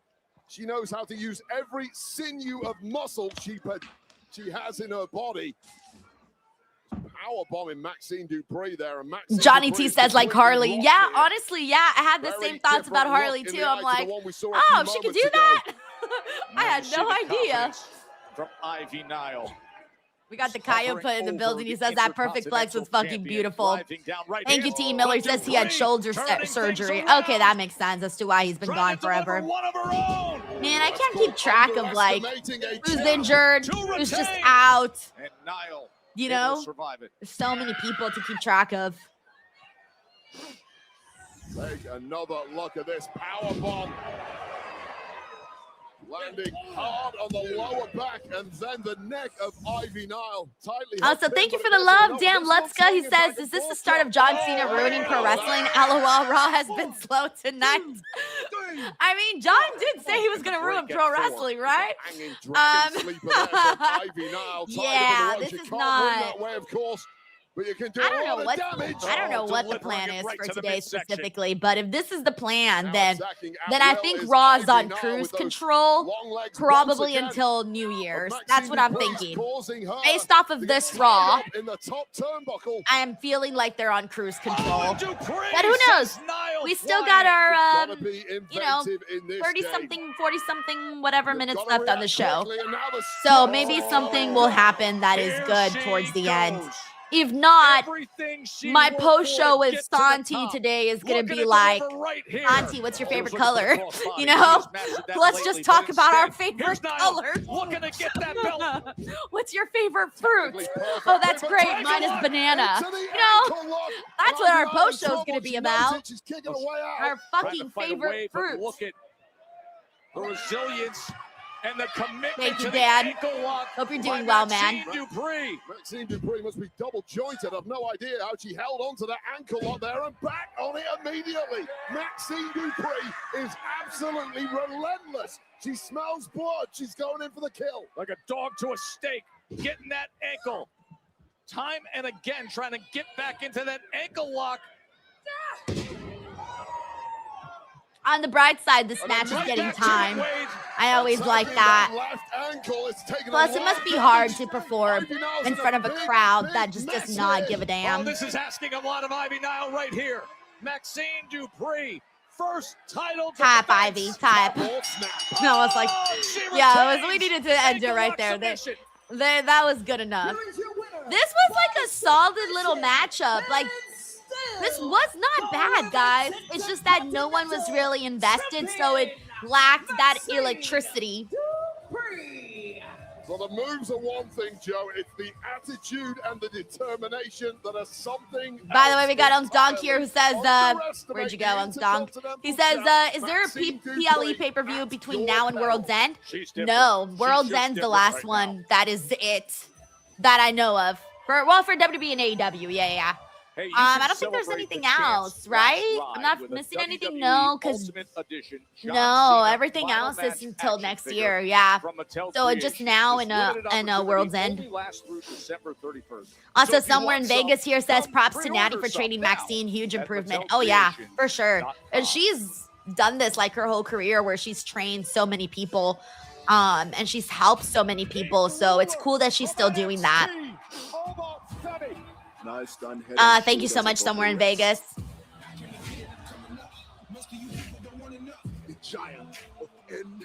We got Falcorian here. Decent match. Crowd was rough. Let's see what else we got here. Mark Hudamil says the crowd is dead. 90s Icy says, yeah, it was solid. Let me go through some more comments. Hey, what's up, Mouse Pig? Good to have you on. Hope you're doing well. We got Michael, his wrestling channel here, who says, what a great match. I'm seeing a different side of Maxine Dupree, and I love it. Yeah, you got to give her kudos for that. We have seen a different side of her. Oh, shit, look, so Ruka's getting her little video package for her work on, oh, never mind. Sorry, it's a whole, never mind. I thought it was just for Soul, but it's the whole show. Never mind. My bad. My bad. Who hasn't found themselves chanting, "We believe."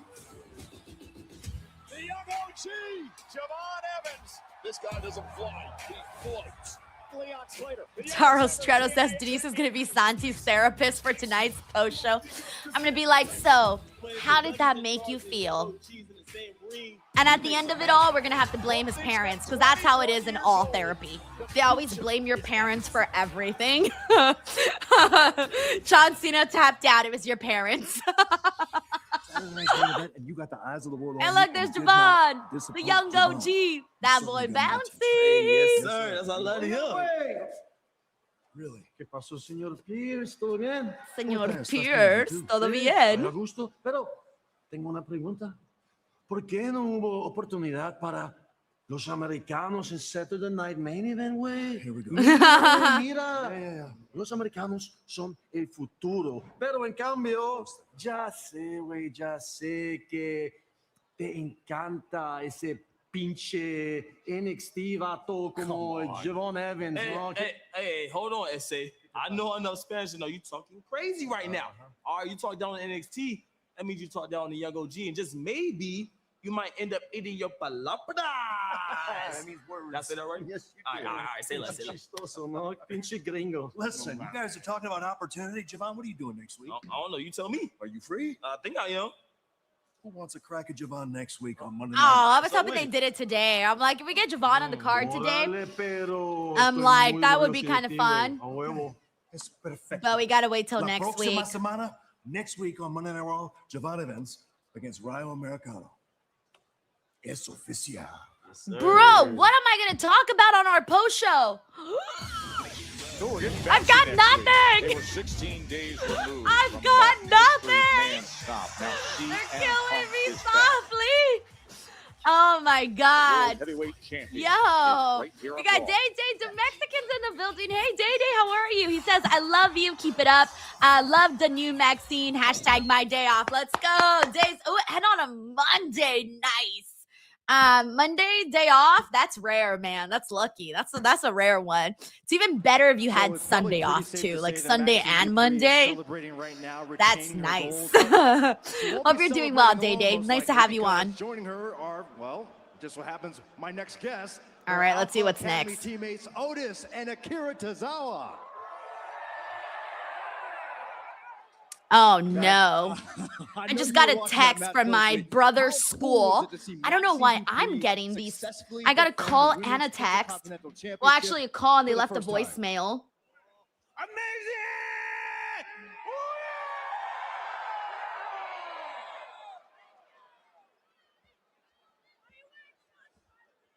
Otis, I know you have something else on your mind here tonight. And Apparently he was late to class or tardy or something. So I'm like, throughout the WWE what happened? Why weren't you in school today? Or what happened? So if you don't mind, can you expound on what you had to say to the ring general? And they never called. I didn't even know my phone number was on All the record. beautiful people in Hershey, Pennsylvania are here. And I got a microphone here. And I got something to get off my chest here. John Cena taught me a lot. A lot of what he preached reminds me of my father, Zoran Bogojevic. And that blue-collar man showed up every day and put in the work, just like all of you beautiful people. But my father also taught me to show respect equally to everybody. Gunther, tonight you've shown no respect. Yeah, that's weird. I got scared there for a second. I'm like, why is the school calling me? They never call me. What you said this past weekend and all that carnage. Gunther, you don't keep your mouth We got a shut. Miami Scorpio who says, maybe you can talk to Santi about Saturday night's main event instead of Raw. I'm pretty sure that's honestly what will happen, to be honest. A bold and direct message from the mouth of Otis to the ears of the ring general, Gunther. Tozawa, Otis. Steve Potar says, Denise is like, you're washing my car. Am I telling mom? Oh, I already told my mom. What? My brother responded with, he was busy walking his new girl to class. What? So my brother was late to his class because he was walking his new girlfriend to her class? Wait, how is that the biggest news that has come out of the Raw post show? My brother was tardy to his class because he was walking his girlfriend to class. I'm out here ready to have a heart attack because the school's calling me, and they're like, "Oh yeah, he's tardy." Oh, my brother was like, "Oh yeah, he was late because he was walking his girlfriend." I didn't even know my brother had a girlfriend. What? Okay, here we go. CM Punk on this show. Let's liven this shit up, man. We got John Harris who says, as a teacher, that is a respectable excuse.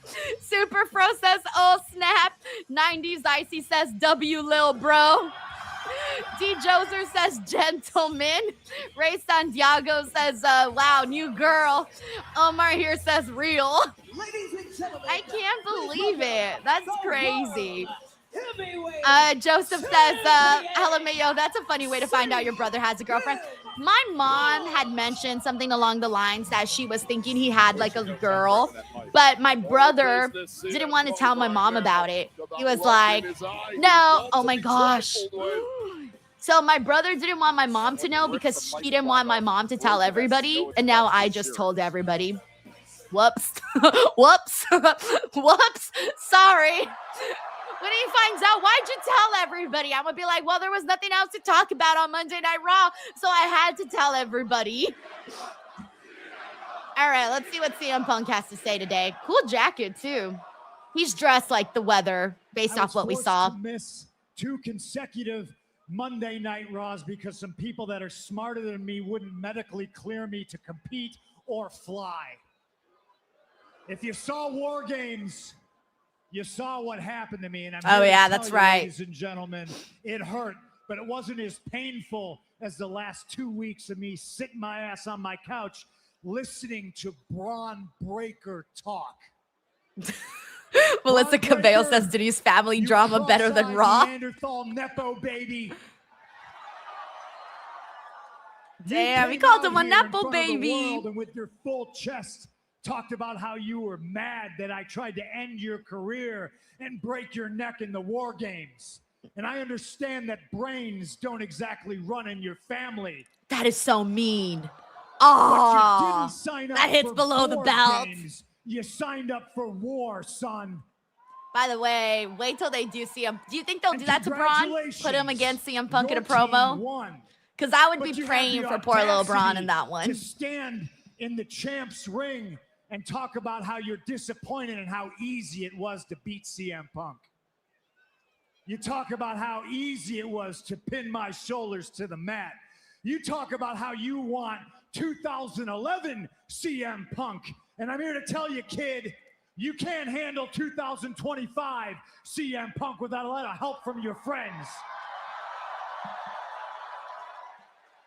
I'm talking about an assist from a Brock Lesnar F5 or a Bronson Reed tsunami or that human septic tank Drew McIntyre splitting me open with the cage. Oh, No, and to the this day, cherry no one on hates top of CM this Punk more than crap Drew. sundae is your new mystery masked man.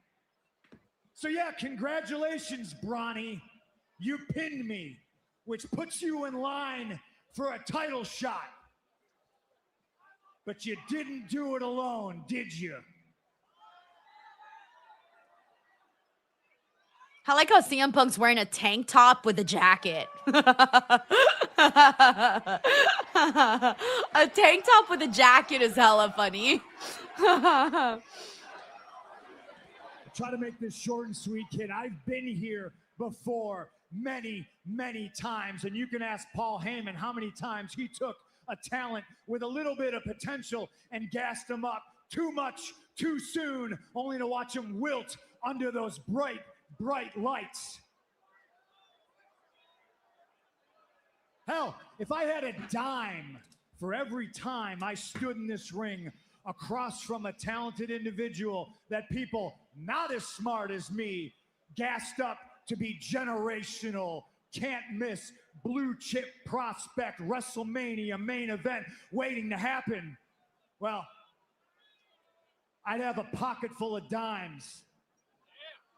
And speaking of dimes, if you ever mention my wife's name again, this goes. Yeah, I was gonna say he's got to from address business that. to personal, faster than you can run, and it won't be about the belt anymore. 'Cause Although I'm gonna Braun rip could run your really eyes out of your fast. head and piss on your single-digit IQ brain. Aw, too many shots at Braun's brain, man.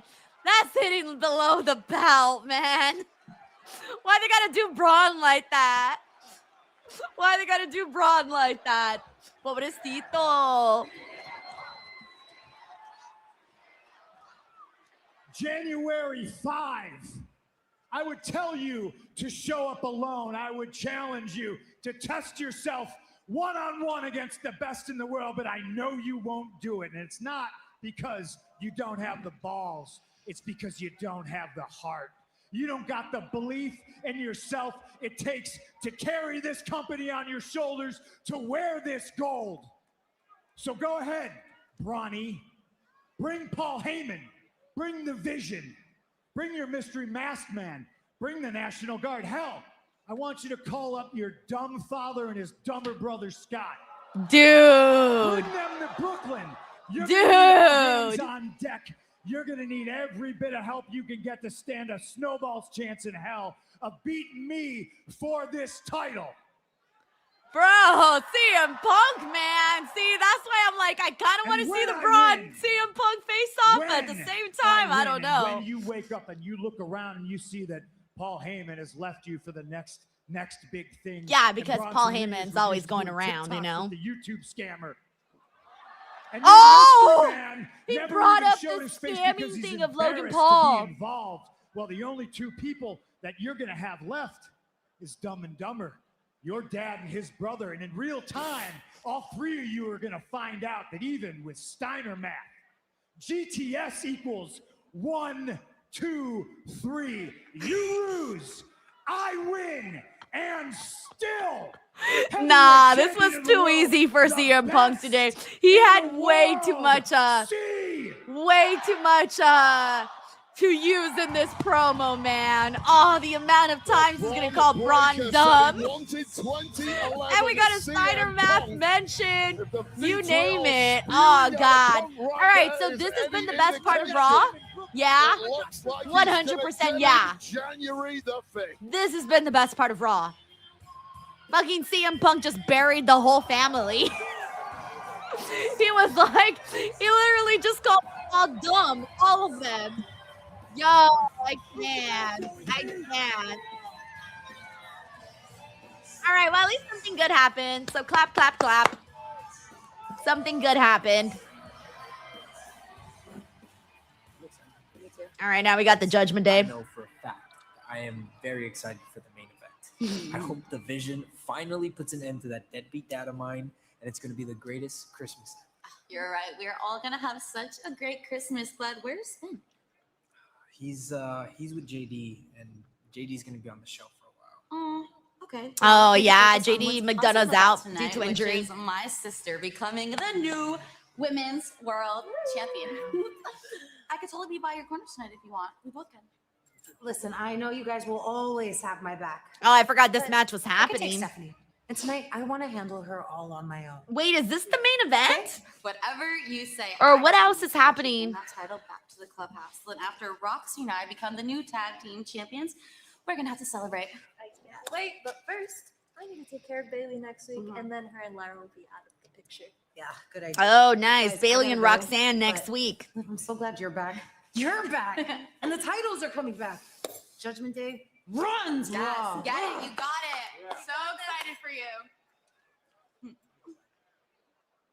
I still don't know what to make of Liv Morgan, by the way. She still seems way too nice. Oh, thanks, guys. I forgot about Logan and Rey Mysterio. Okay. All right, that should be fun, too. All right, so 2 matches that have some really good potential. So hopefully we see the potential there. Okay, let's go. Shout out to Stephanie. Woo! I get to model my t-shirt. Yay! And she's got the blue gear today. Psh. Stephanie McCare Girl. taking on all challenges, including a I rematch love the blue gear. against the peaking and prime Raquel It just Rodriguez hits so hard. for that championship. Next.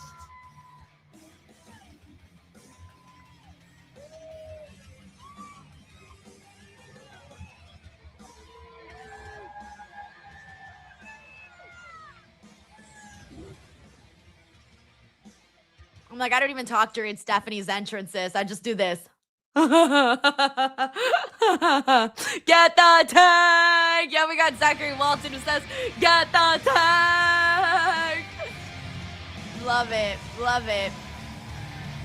Eugene says, you think there'll be any interference? I don't know, man. I'm telling you, I don't know what Liv Morgan's intentions are.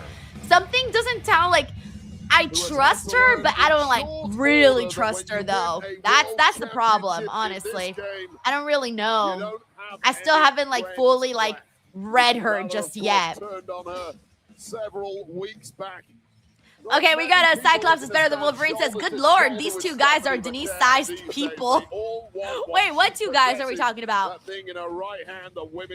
Sorry, Cyclops. We got Day Day here who says, I was off last night, went to the bar, played bingo. They have bingo at the bar? Oh shit, had no idea. That must have been fun. That sounds like a fun night. So you did, okay, so Day Day did have Sunday and Monday. Oh, that's good. That hits hard. That hits really hard. We got Tracy WV says, oh, calm down, Triple H. LMAO, you and Santi have Saturday night's main event. Yeah, that's really it. We got Saturday night's main event, CM Punk's promo that I think was good enough to talk about. And then hopefully these next 2 things that we see. Thank you, Tracy. We got Uncle Donk here says, let me guess, the Vision will come out and jump on CM Punk. Maybe. You know, they like to really do a lot there in the in the main events with all of everybody running in and whatnot. We got Jared Palmer here who says, get the feeling Liv and Roxanne turn on Raquel. That would be messed up because Raquel was loyal to both of them. And your big expectations. That would be messed up. Really messed up. But again, something is fishy with the Judgment Day. Can't put my finger on it just yet. Thank you, Jared. We got McTaro here. It says CM Punk plus World's Heavyweight Champion has 1,000% chance to win. Braun Breaker has 0.0001% chance to win the championship at best. Savage. I mean, you never know, right? Maybe they'll want to start off the new year with a bang, right? That would be a bang for sure. But then again, I think they could keep it going for a little bit longer. Like, keep going with the story. And I want to see Braun and CM Punk across the ring from each other in a promo battle. I have to see it. I mean, I would put a little prayer out there for Braun Breaker, but I have to see it. Thank you, McTaru. We got Mike Parker Collect here who says, you know something's going down and or story building in the Stephanie Raquel match when someone says, I'll do this on my own. All the time. There are little keys. You know what else kind of made me nervous? That Byron Saxton, Dominic Mysterio interview kind of made me nervous because like Byron was so against the idea of Raquel defeating Stephanie. And I don't know, that just made me nervous. Whenever someone is dead set on something happening, that's usually it ends up going the opposite way. But I doubt it, right? They would do it out on a Monday, on a random ass Monday Night Raw. I hope not. Thank you, Mike. Tiger Claw says, why are you wishing that on Braun Breaker, Denise? I gotta see it. I gotta see it. I know, but I have to see it. To the ring without any support from the Judgment Day, a rematch of what happened back in early November. Oh, this is true. We got Lupita here. I kind of forgot about this, but yeah, she says probably Nikki Bella might interfere. My lucky guess. You might be right because remember Raquel attacked Nikki Bella right before she got to Stephanie last week. So yeah, completely forgot about that. You might be onto something. Thank you so much for sharing that. Introducing first the challenger. Representing the Judgment Day from Rio Grande Valley, Texas, Raquel Rodriguez. Thank you so much, K-Pop Stay Forever, for the love. I appreciate that a lot. Thank you. And her opponent, Jonathan says, get the tank for real. Fernando Chile. Get the tank. Right there, baby. Right there. Get the tank. Get the tank.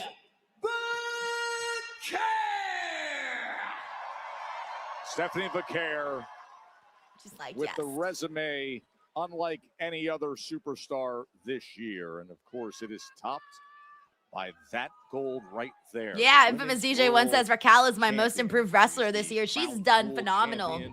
Phenomenal work. Hey, what's up, Demolition Dan? Wins this year, entering this showdown with Oh, that's an interesting Raquel shot. Rodriguez, Okay. who I know Wade, especially in recent Doing weeks, good, Dan. I hope you're doing well, man. Happy Monday. Mark Hadamil says, for real, let's get that tank. Cyclops is better than Wolverine says Raquel, and I got the same amount of pop from the crowd. Aw, Cyclops. All right, you win most savage tweet of the day. Congratulations.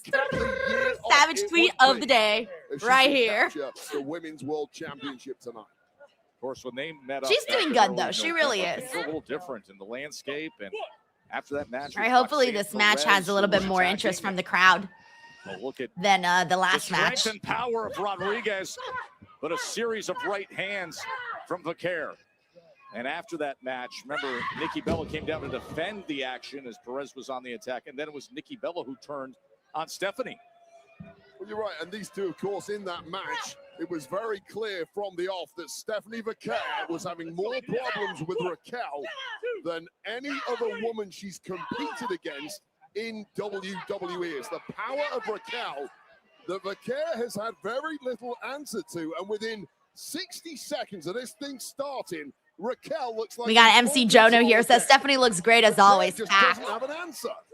Valkorian says, yeah, the crowd is dead. I know. Delivers the kick and the headbutt to cap it Ruining after the a series of right ambiance, hands. man. Clearly, that power game of Raquel Bro, is a everyone's just complete like- game changer in this kind of match. But the movement of Oh, look at the skill. Look at the skill there. Wild. The shoulders were down. Yeah, barely getting a 1 count though. I feel like we need like those crowd cheerleaders. You know, those people that are like paid to like so much success, but now Rodriguez amplify the sets her up crowd. for I feel like Another certain head bump crowds that might uses need the that. turnbuckle before going Because I up think high. sometimes people are too shy to like start a chant in their section. So they wait for like somebody else to start the chant, but then nobody starts the chant. Denies the cross I don't know. body. And here's the problem for Vaquer. All of your successful moves that have worked against everyone else just don't work against potentially the strongest woman in the locker room. To win gold. Raquel. Just a different level of power and strength with Raquel Rodriguez. All right, we're going to commercial break. Joseph Boss says he want a spirit squad to come back. We're at the Giant Yes, Center. There's a bring giant it start back. to Bring Raw them live back. on Netflix as Gunther arrives. Mike Parker says 48 hard to hours revive a removed dead from crowd, defeating especially with the ticket John prices Cena. now. That's true, With man. I would like these cascade people of spend booze. hundreds of dollars, bro.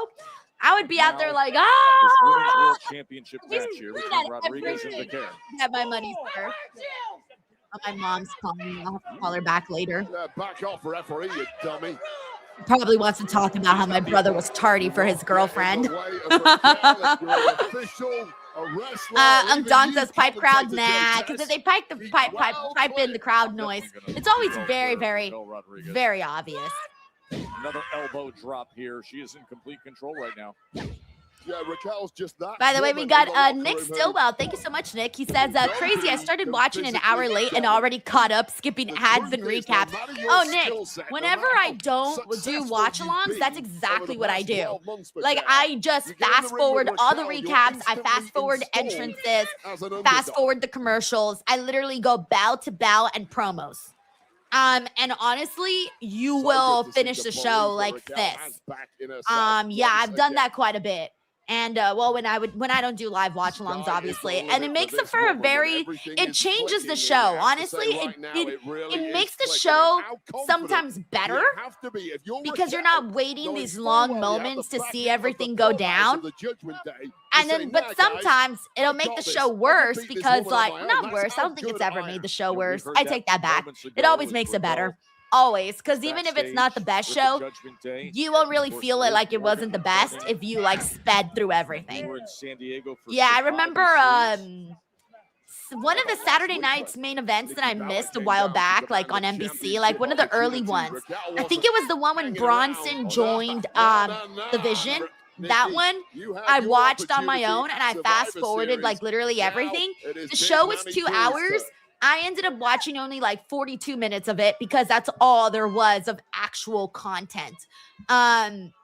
So it made it so much easier watching for 42 minutes than like the 2 hours with all of those long commercial breaks in between. So yeah, no, it's Women's World you could start Championship like match. Raw That when is it was the 3 goal hours. that they are I fighting used for. to start Stephanie an Vaquer hour trying late to defend. and I would be caught up Rodriguez, by like the third hour, walks you it know? in and takes So yes, it Rodriguez is to her easy. knees All right, for we're a back from moment. commercial break. We We also got Jared Palmer here who says, have you seen the video the masked man is Jake Paul? One Paul is enough. Oh my God, do people think it's Jake Paul? I did see something about Jake Paul today in the news, but I didn't even click on it. So I don't even know what happened. But yo, that would be crazy. Honestly, if it was Jake Paul, that at least it would get a reaction because he is a name. Thank you, Jared. She attacked Nikki Bella.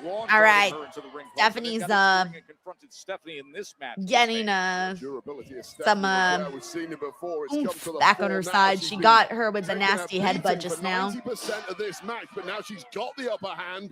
Hey, what's up, Scuba Steve? Nice to have you on the stream. That vertical base of Raquel that is her main advantage in this match might be shot. There is something about the corner. James Irvin says, dear God, please don't beat Jake Paul. Such torque and such damage. Eric Diaz says Stephanie's color is blue. She looks amazing, right? I think so too. I think her color is blue. Raquel, just a good old-fashioned elbow to the back of the head will do it. Man, just tossing her into that corner. Driving that shoulder. Raquel's just a cheat. 6 times she's tried to win the Women's World Championship. 2nd time she's gone after Vaquer. But tonight could be the night. Oh, back to it. It's a little sluggish and now locked in that armbar. But powering out of the armbar. Wow, Raquel. Oh, my. To win gold. And nobody has treated Stephanie Vaquer like this. Raquel just treating the champ like a piece of garbage. I like Wade's commentary. Treated her like a piece of garbage. Garbage. Stephanie able to get out of the way. Delivers the kick. Determination. Have to dig deep here from Stephanie Vaquer. Tried that slam. Didn't really have the power to pull it off as usual. But here's your Oh, now the moment, crowd's Joe. reacting. Look at everybody stand up, get their phones ready. Look at everybody's up and ready to go. Now everyone's awake.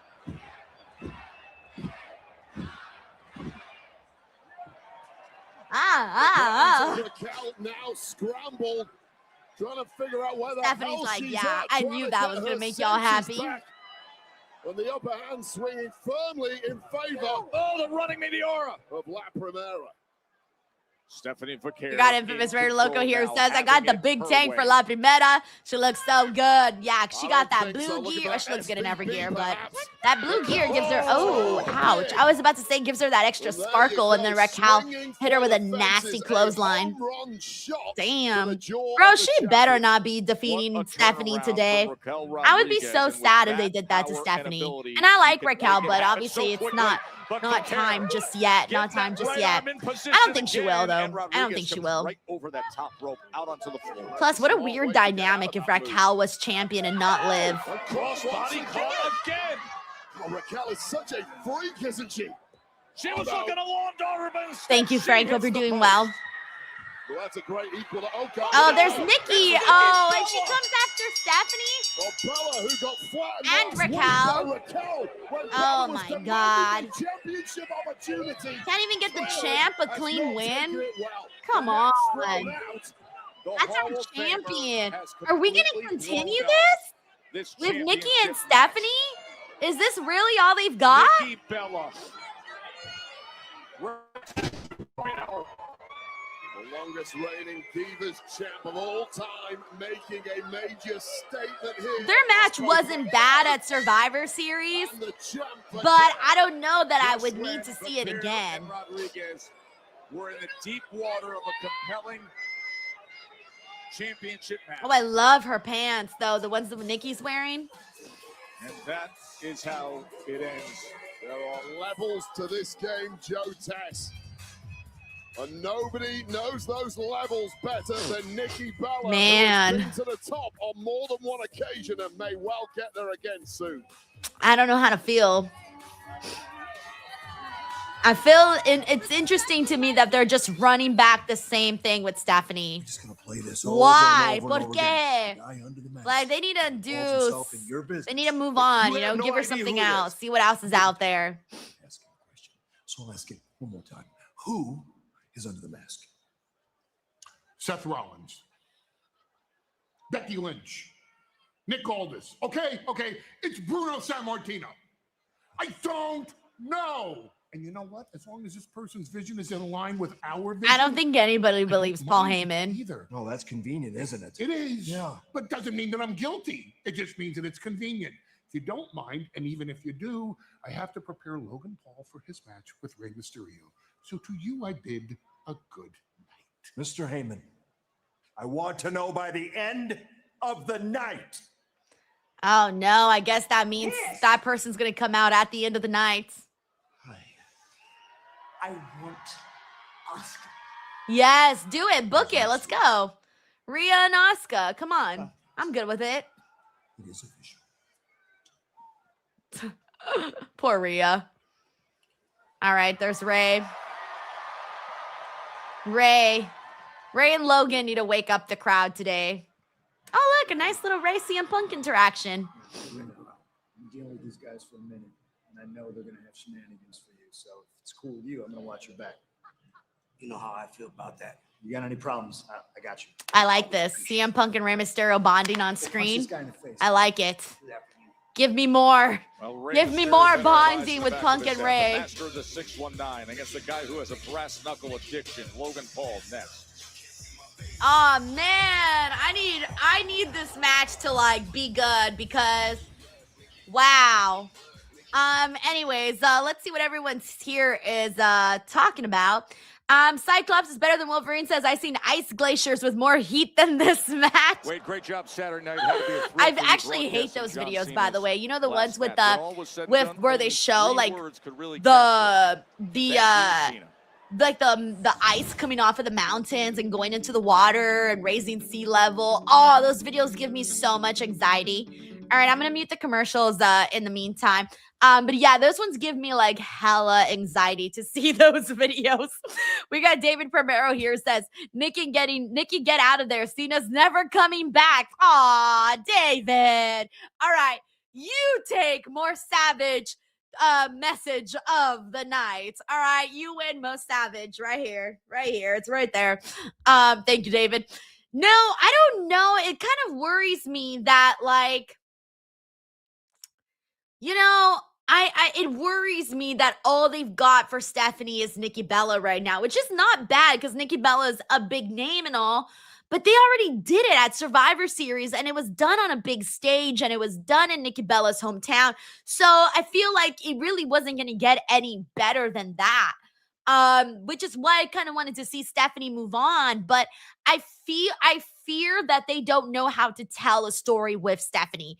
I fear that they keep her I fear that they don't know how to mesh her in with some of the other women on the show. Like, why isn't she defending her title against some of the top women of the Raw women's division? Like, why? She should be out there competing with the very best. And I get it. They don't want her to defeat some of their very best, but she's the champion. She needs to get some big wins and not the same one over and over again. I don't like how I feel about this. I really do not like how I feel about this.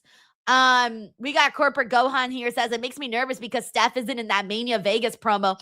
No, she's not. And I was really bummed out when I saw that too, by the way. So I'm with you. I agree. It made me feel like, oh no, that's not good. Like maybe they know like she isn't going to be champion by then. I would hope they don't know that yet, but based off of like, because they're going to see this and they're going to be like, oh, the crowd was dead for her and Raquel. The crowd doesn't care, whatever. But it's like, okay, you don't put her in there with big names. Like you got to put her in there with like, besides they've already done Nikki Bella. So like do some other big names and get some good, I don't know, just get something good going there. I think we're just, we're stalling a lot and that stalling is hurting. We got Infamous Raider Loco here says, just love seeing Stephanie. I guess triple threat. Yeah, probably. Thank you, Infamous Raider Loco. Yeah, I'm pretty sure they'll do a triple threat. All right, let me get the audio back since we're back. Pennsylvania. Gunther came out to a sustained. We got Manthony here says, does this feel the same, worse, or better than how they handled Julia as Women's US champ? No, definitely better than the way they handled Julia. Definitely better. They didn't do nothing with Julia as champion. Like nothing. Everybody backstage. Adam Pearce even called him an a-hole. Jackie, what's going on back there? We got Robert here says, bad creative is screening for Stephanie. Give the woman a story. Exactly. Not the same one either. Not the same one. Because people will argue she does have a story with Nikki. But like, we just saw it. We already saw everything we can get. Any takeaways? Yeah. All right, let's see. Unbelievable tag team. Amazing rivalry. I get it. But last time I checked, Dragon Lee and AJ Styles were the tag team to beat. So we are ready to defend these titles. Right, Dragon? Yeah, Jackie. Cualquier equipo, any team, anytime, haremos lo que siempre hacemos. We are going to bring the fire. That's right. That's right. And as a matter of fact, why don't we go talk to Pierce right now? Yeah, sounds good. Thanks, Jackie. Hey, thanks for the time. Still surprised how their Tess, match it was sounds like cut our short. current Or it felt like it was cut short I on have Saturday night. something Okay, to there's say. Nikki. I did what I did out there, and I am not sorry. I am not apologizing for putting people who are beneath me in their place. And you want to know what I'm sick of? I am so sick of this road that I paved, and none of these women appreciate it at all. I am a legend in this industry. And Stephanie and Raquel, you two should be shining my boots. Poor Jackie. She's like, Hall of Famer Nikki Bella, not just sending a message in the ring tonight. She just made a statement right here, putting Raquel and Stephanie on notice. Yeah, blew up the Women's World Championship match, Jackie. What's your reaction to Nikki Bella? All right, I don't know, man. I don't know. Happily shine her boots if she would offer me. Let's see what we got here. We got next week on Raw because this David Primero here says Stephanie gone vanilla, and you know what? NXT by title. What's NXT by title? Says David. I don't think she's gone vanilla. I just don't think they knew how to keep up her momentum. Like they just, they didn't even put like, they didn't keep up the momentum. Watch out, It's been like the Nikki Bella Stephanie feud has been so weak. That is next week on Raw. Bums me out, man. It bums me out. Oh, it's Javon versus Ryo. I thought he was gonna face Ludwig. You get the chance next week when she takes Rhea versus Asuka should be fun. Asuka. That should be good. All right.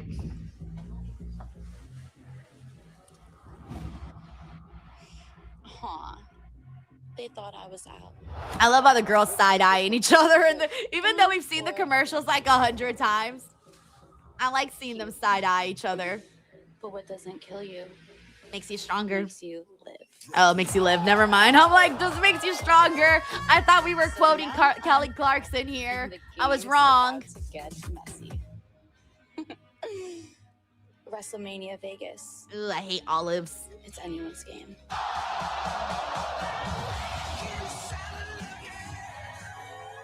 Nah, Liv looked great in that, by the way. Really, really great in that.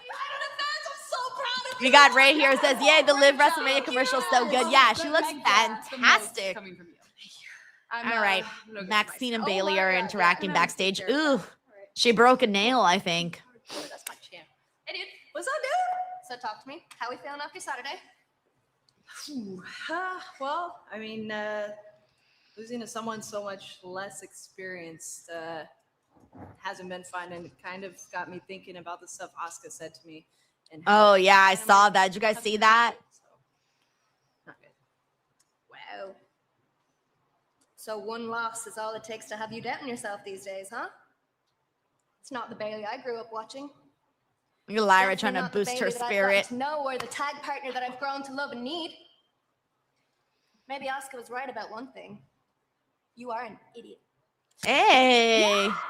Well, the only idiot in this room is you. If you think that a loss to a rookie is going to stop me from destroying Roxanne Perez next week, something that you couldn't do, idiot. Okay, well, at least she lit a fire under Bailey, so job well done, Lyra. Yeah, ding dong, you idiot, Joe Tess. Oh, yeah. Yeah, I love that side of Bailey. Quickly, too. Infamous DJ once says Asuka killing it online. Yeah, I liked the things that she had to say about, like, Bailey, like, demanding more respect. I thought all of that was, like, pretty good.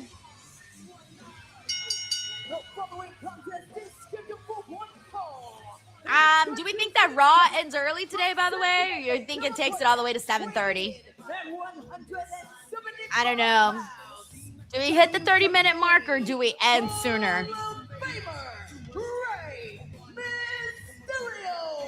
Such good gear out of Ray tonight. A week ago, of course, making a ring entrance when he was. Yeah, Bailey's been doing the idiot thing for a while now, where she calls people idiots. Yeah, she's been doing that for a while. Settle things here. Jared Palmer says, no way this is going for 30 minutes. I don't know. I think it might end early. Diamond Money says, oh my God, the crowd is dead. Yeah, it's killing me too. I'm feeling like, I don't know, I'm feeling drained from this show. Like, does anybody else feel that way? I'm like, yo, I gotta keep up the energy. I don't know. I need like, you know, like a boost me up. Really, I need a boost me up right now. Here in Hershey. We got Jamie PA. Dwyer says if it's involving the Vision, it'll go for 30 minutes. We'll see. We got Brian M says Masked Man will be revealed after the show, after the match. I hope so, Brian. Like, please give me something, anything, even if it's like, I don't know, anything. I'll take it. That was at the Hershey Park. Thank you, Brian. Where Triple H had his hog pen match. We got Manthony says this feels like a nothing Raw. That will be a popular note. Yo. Might want to move on quickly. T Money says this is a Raw after Mania crowd by comparison to the worst crowd in WWE history. Oh, man. Of course, we're coming off a Saturday night. Steve Joseph says, and the crowd been there for like 4 hours for SmackDown then Raw? I have no idea. Like, legit, I don't even know what the deal is. Tiffany here says, I feel like this Raw has not been fantastic. And was hate-filled. No, it's been hard. And I feel like I'm struggling. I'm like, yo, I need caffeine. Caffeine. And like I was gonna say, I can't imagine a Rey Mysterio match sucking, so this should be fun. It better be. And Logan Paul, like, you know much about Logan Paul. He has some good moments, so that's why I have like hopes that this match will pan out to be something. We got Infamous Raider Loco says, how do you feel about no surprises for Royal Rumble, but the surprises coming a week or two before on Raw or SmackDown? We reports it's hard to sneak into Rumble. I prefer the surprises happening at Rumble than ahead of time. Honestly, I feel like every time we get a debut, like right before, we're like, really? You couldn't save it for the Rumble? Because I love surprises in the Rumble. I'd rather have there be like spoilers going around the internet, but I'd rather still have those moments happening at the Rumble. That's honestly what I prefer. Thank you, Frank. That's a great question. Marshman says, yes, they have been there since 6, bro. That's crazy. Gian Reza says that this Joan Tessitore sleepy or something. Guy brings the excitement of a sloth during doing its taxes. Shaking my head. He's got more of like a chill vibe for sure, which I don't mind. But I think on shows like this where we're not really feeling it, obviously you got to kind of like add a little extra more. Day Day says, I think the weather's making everyone sleepy. Dude, I'm feeling it too. I'm gonna be like this right now in 5 minutes. No, bro, if I fall asleep on this stream, forget it. I'm cooked for real. I fall asleep, forget to stream. My whole sleep would be streamed on TV. It'd be very embarrassing. They say. Been very active on social media. Had a come along with me for a day at work vlog. Referred to his brass knuckles as his handy dandies. And let's hope. Did he really do a come with me to work vlog, Logan Paul? I didn't see that. On that man, the Hall of Famer Rey Mysterio. I did not see that. We got Anthony here. It says cold does make people sleepy. That is true. Because you start to get like all cozy, and then you get warm, and then you're like, Saudi Arabia, Logan Paul defeated Rey Mysterio to win the United States oh man. You know how like old people when they're watching TV they just like fall asleep, and then you turn off the TV and they're like, "Hey, I'm watching that." That's how I'm gonna be today. Don't turn off the stream. I'm watching that. That is so funny. Who is that mask? You know, oh wait, K-pop Stays Forever says my girlfriend loves watching your content, and you actually got to meet her at World in Philly for Mania. Oh shit, that is so awesome. You want to know something? I've noticed that I meet a lot of couples like at events, like a lot of couples. Like they will come up to me and they'll be like, both like the guy, like boyfriend girlfriend, like they will both watch the content. Boyfriend girlfriend, husband wives, you name it.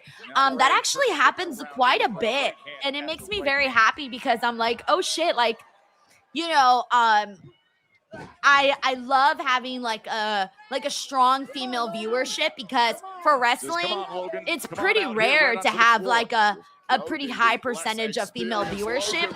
And so it is something that I've been like noticing. And I'm like, oh, fuck yeah, that's awesome. It makes me very happy, honestly. Thank you so much, K-pop. Stay forever. By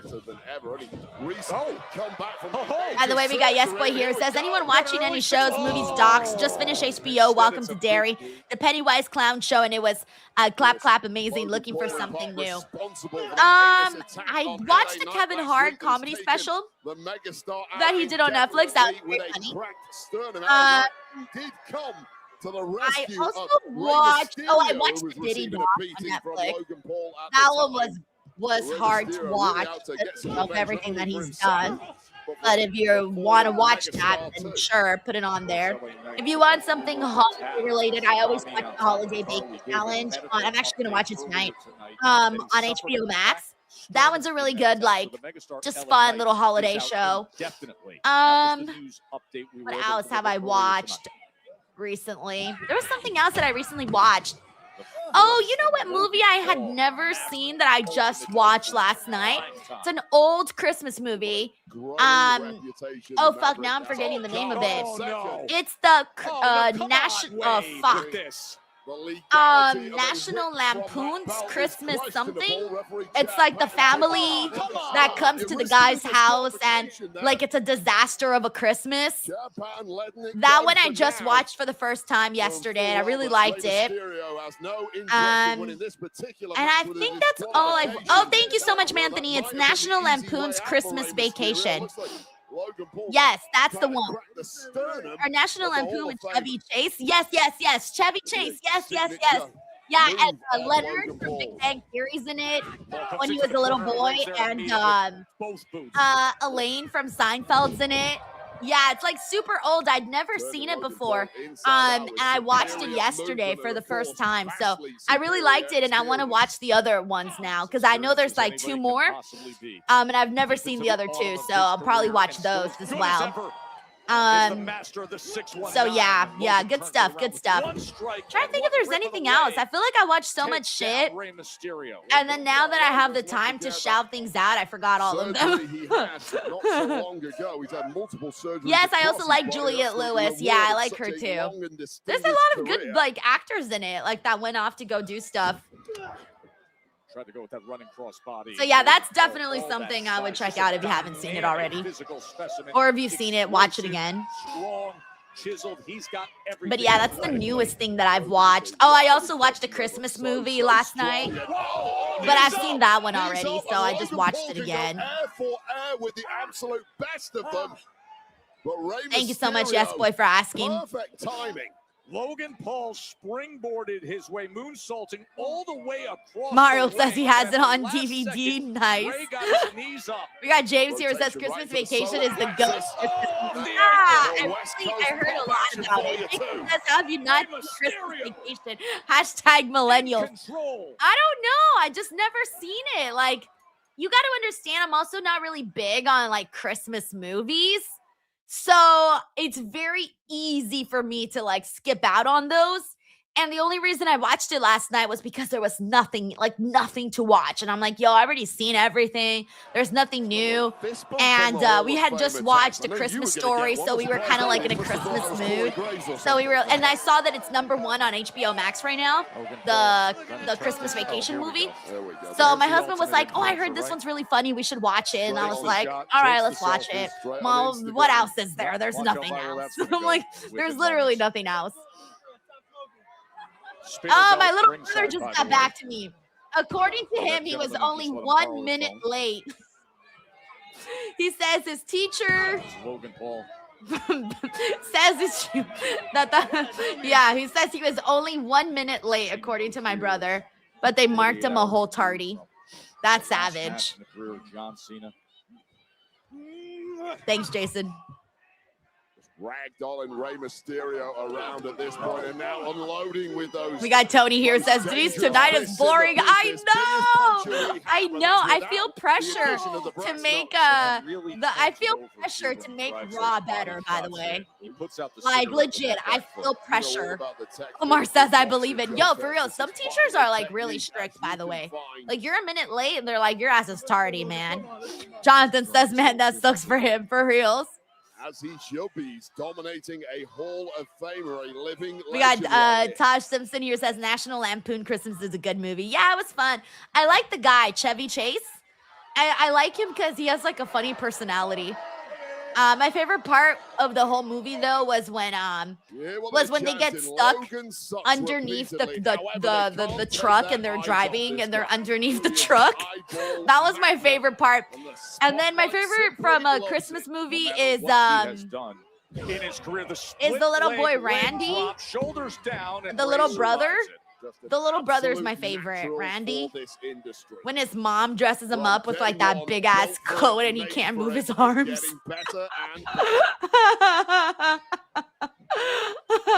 He can't put his arms down.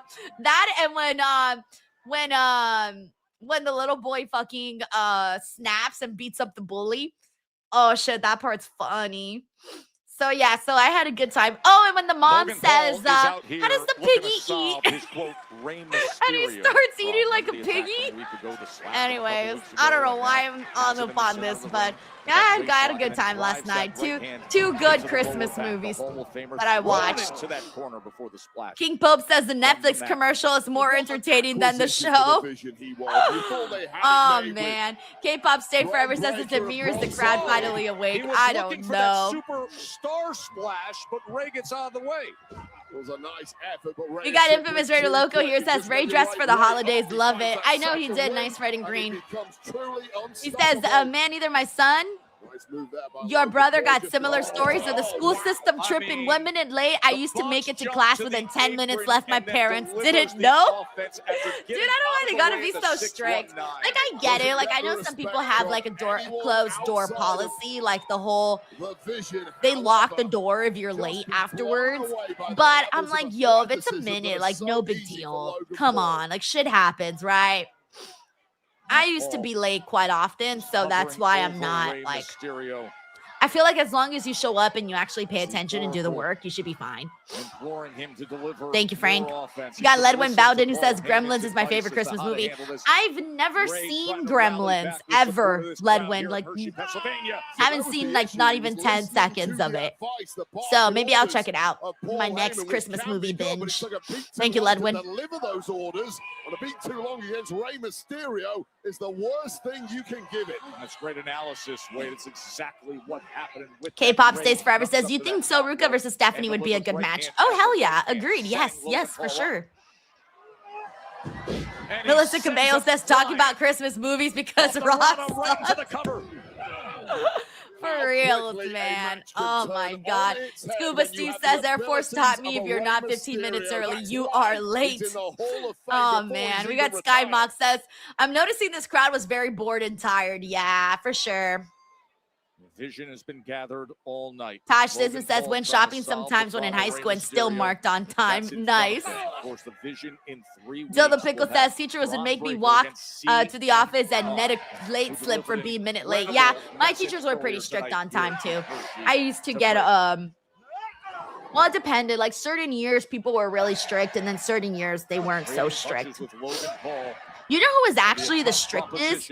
Those, like, you know those moms that like sign up to help at the school and they like assist during like lunch and recess and breaks and things like that. Oh man, I hated those moms, bro. They used to like, I would be walking into my class and I would be like running late and I would be like almost making it and they would stop me and be like, oh, you're not in class, you're late. And I'm like, and they're like, we're gonna write you up. And I'm like, you're making me more late by standing here to handle this when I could have been in my class already, and you're making me more late because you got nothing else better to do than to stalk your kid at school. Yo, weirdo. I used to hate those ladies. especially one. There was this one lady. Oh, she had it out for me. I just know she did. She used to hate me so much. Nice to hate her. I still hate her. I'm still beefing it with that lady. He's got him in position. If I ever see her again, oof. You bet your ass I'm gonna let her have it. But she was like, she was hard on me in like middle school, and then in high school, she like, because she was like a boy mom, you know, like those like intense boy moms. So she followed her son from middle school to high school, dude. Like you can tell she signed up for the job just to watch her son. But yeah, she was just one of those. And she would always just be like so mean, so nasty. I think her name was Linda. Can't remember if her name was Linda or Vicky. Might have been Linda. I don't know, but she's on my list forever. Forever. Ability to reposition. I think Dirty Dom's making of this. He must be loving every second. Infamous Rare Loco says LMFAO, it's my soap opera. Seeing Logan Paul dismiss his deadbeat dad was the exact quote. Crazy stuff, man. Ray trying to fight his way out of this position. Two amigos on the mat. Could have been a third. Oh, that's how you do it, Barrett. He's going to show him how it's done. Oh. Chris says, did you tell her, listen, Linda? No, she used to get me in trouble all the time. I went to the counselor's office like 500 times because of her. Slide kicks him out on to the floor. But Ray's hurting bad, make no mistake. Digging deep, gritting those teeth. You see the wounds on the side of Rey Mysterio there. He looks over at Heyman. Oh, damn. Splash onto Paul. Gonna pick up the carcass of Logan. By the way, we got Uncle Donk here says, hey, D, put it this way. At least you're getting paid for watching Raw. I don't know why I'm still watching this crap show. Never gonna be his game. I'm sorry, Uncle Donk.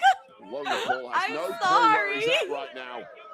Oh, no. Infamous Radio Loco says, thank you, Uncle Donk. Bronson Reed. Sorry, I got too much air there. Oh, there's CM Punk. All right, he comes out. He's hitting Braun and Bronson. Boy, oh boy, did he need it right there. Oh, I love it. And now he's getting rid of them. Saying, no, not now, not tonight. Meanwhile, pinning combination, Ray. Oh, I thought Ray had it there. I really thought he had it there. By the way, Infamous Very Loco says Home Alone or Home Alone 2, which is better. Home Alone 1, I think. I wasn't too crazy about Home Alone 2, so I got to say the first one. Ooh. Jared Palmer says, on a positive note, it's nearly bedtime. After this, I'm going to watch my holiday. After I'm done with the review, I'm done with my work. I'm going to watch the Holiday Baking Championship. Those are my plans for tonight.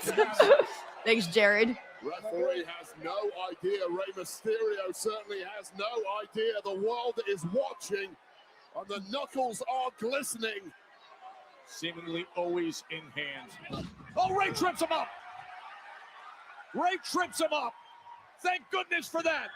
619. Nice. Nailed him. Got it. Got it. Oh, Ray sees him. Oh, is Ray going to be tempted? No. Ray's got the brass knuckles in hand. Ray's got. Oh, yeah, the masked man. Yeah, we all knew he was coming. Strikes again, effectively the vision secret. All right, let's zoom in on his face. This guy? Reveal yourself. And now Logan Paul. Super Star Splash. All right, Logan wins. I mean, we can basically see him already. They like showed his nose right now. I saw his nose. That's more than I've seen from like any of the other versions. Is he finally unmasking? He actually stuck around, so he might actually unmask. He's there. This would be good if I had my glasses. Well, Logan Paul looks as shocked as Oh my God. I gotta open my eyes big to see the details. Of the hoodie mystery man. Look, kiss him or unmask him. Do But something. This time he's not running off. Do something. It's one or the other. Here comes Punk. A little too late to save Rey Mysterio, who got dropped by the Yaiba. There he goes. Look at the fans. The fans are trying to get a peek at him. Look. Those fans just got to. Who the hell is the? Why does that look like Eminem to me? Are we about to find Is out? that looks also like the Miz a little bit. Oh, it's a bald Austin Theory. Hey, I like the bald look. Also, no one's really that surprised that it's Austin Theory. But it's kind of interesting when he had just the eyes. It kind of looked like Eminem. I was like, what's Eminem doing under there? Also, nobody is shocked, guys. Nobody is shocked. We're all just like, oh yeah, it was true, Austin Theory. Reveal caught the attention. I like the bulge look though. I'm digging the bulge look. Theory looks on. I'm still getting over Austin Looks like they're just Theory, nodding. 3 weeks. I really like his hair. I gotta say, I like the look. You're right. This is business. Omar says he's bald. No, I like his bald hair. Sky Moth says I like his haircut. Yeah, I like it too.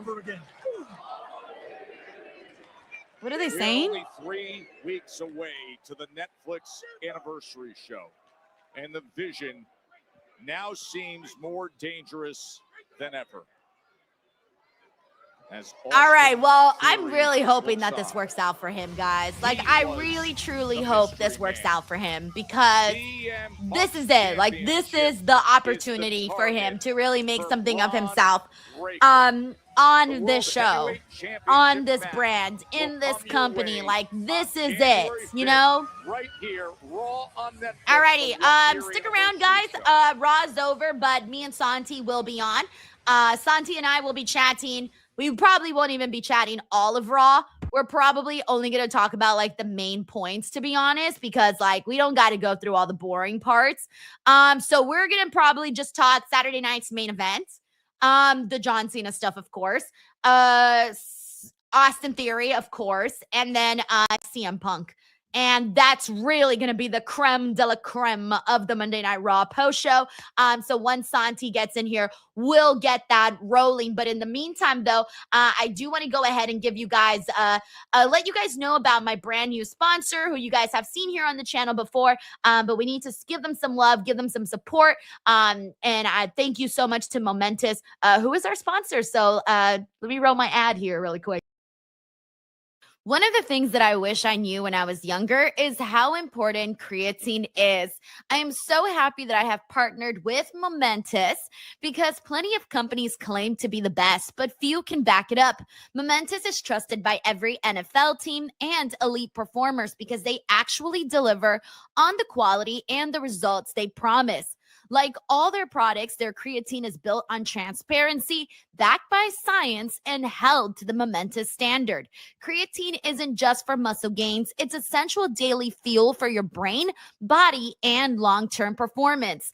And now Momentous is making your daily creatine routine even easier with new creatine chews. These bite-sized lemon lime chews make consistency effortless. You just chew and go.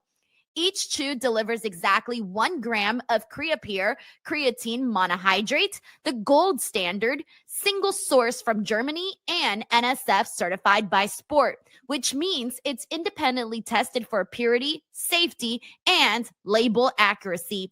With Momentous, the fundamentals are done right. Right now, Momentous is offering our listeners up to 35% off your first subscription order with promo code InstinctCulture. Go to livemomentous.com and use the promo code InstinctCulture for up to 35% off your first subscription. That's livemomentous.com, promo code InstinctCulture. Damn, I wasn't quick enough. I was like, I'm up. I gotta go. Oh shit, no, what did I do? Hold on, guys. Hold on 1 second. All right, there you go. I kind of like logged myself out of the screen and I was like, oh no, I can't do nothing. I don't know what to do. All right, guys, we're still waiting for Santi. So you know what time it is. Y'all know what time it is. If you want to make sure that you give the person that you're in bed with a satisfying ending, well, make sure you please your fan in bed with Blue Chew promo code Denise. Are you having technical difficulties in bed? Are you tired of being counted out, tapping out, or simply jobbing out? Get out of developmental and get drafted to the best sex you ever had with today's podcast sponsor, Blue Chew. Blue Chew is the original brand offering chewable tablets. These erection-enhancing tablets help men achieve stronger, harder, and longer-lasting erections for sexual activities. And Blue Chew is putting its money where its mouth is and offering you a month free. The process is simple. Sign up at bluechew.com, consult with one of their approved. You'll receive your prescription within days. Blue Chew tablets are made in the USA and prepared and shipped directly to your door. You can take them anytime, day or night, so you can plan ahead or be ready whenever an opportunity arises. The best part, it's all done online. That means no visits to the doctor's office, no awkward conversations, and no waiting in line at the pharmacy. Remember, hard times breed better men. So make life easier by getting harder and discover your options at bluechew.com. And we've got a special deal for our listeners. Try your first month of Blue Chew free when you use the promo code Denise. Just pay $5 shipping. That's promo code Denise. Visit bluechew.com for more details and important safety information. And we thank Blue Chew for sponsoring the podcast. Alrighty, everyone. So I'm still waiting for Santi. As soon as he gets here, we'll go ahead and get the post show started. So in the meantime, I'm just going to be reading people's comments and kind of stalling for some time. So this is usually our stalling time. So let's do it. Let's see what everyone is saying here. We got David Primero here who says, remember when Austin unmasked as Ghostface in NXT? Oh my God, is it bad that I don't remember? I don't remember. Remind me. I need more context here. I don't even remember that, which is kind of bad, actually. I'm sorry. I hate when I forget things. Always hate when I forget things. So my apologies on that, David. Sorry about that. Let me get the chat up as well, too. All right, let's see what everyone's saying. What you guys think about what went down with Austin Theory? Let's get some thoughts in here before Santi gets in here. Maybe some of you guys will influence my thoughts as well. Dragon Knight with the Blue Chew promo says, does it provide a woman too? I'm dead. Woman not included. You know how they always say batteries not included? I should have added woman not included. I'm sorry. That killed me. I was trying to be serious, you know, trying to get some feedback from the people on Monday Night Raw. And then that's it. I was done and out by that. Let's see what everyone's saying. Okay. We got Omar Duena here who says this Raw was really rough. Like I knew it was not going to be good until the Rumble, but damn, it's bad. I'm really hoping that the next 2 weeks aren't like this. I really don't remember what this time was like last year. I really don't. I really only remember like one Raw from last year's December. And it was literally the one where we saw the New Day turn on Big E. That was the only one that I remember. Like, I don't remember any other Raw last year. Maybe if you tell me something specifically from another episode of Raw that happened in last year's December, but I really, truly do not remember. Dang it. Oh, thank you so much for the kind comment to Nirmal. That's very nice of you. And let's see what else we got here. So we got Joseph Brennan here who says, this is going to be a heavy Saturday night's main event post show, and that's more than fine. Gunther and AJ Styles seeds planted. Yes, agreed. He says, predictable Nikki Bella interference guessing sets up a three-way match and Austin reveal. Yeah, I do think that sets up a three-way match. I feel like that's the only way that you can go about it to make it a little bit more different. And yes, when someone earlier brought up the idea of Gunther retiring AJ Styles, and that's why they did that little tease, oh man, it like really made me think, holy shit, that is possibly what they're doing. Like that's going to be Gunther's thing. He's going to be the person that retires people. And damn, I can't even believe it. Thank you so much, Joseph Brennan. Let's go through some more comments.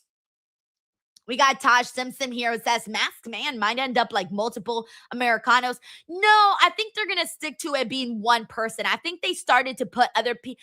I think they said like there were some rumors that they were putting different people so that you wouldn't be able to guess who the masked man was. Like, they didn't want people to figure out, even though it was like the worst kept secret ever.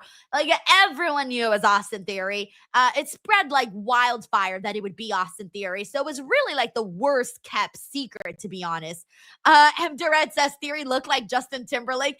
Hey, he kind of did. He kind of did look like Justin Timberlake. Although for me, I'm like, why the fuck does he look like Eminem? And why does he look like The Miz?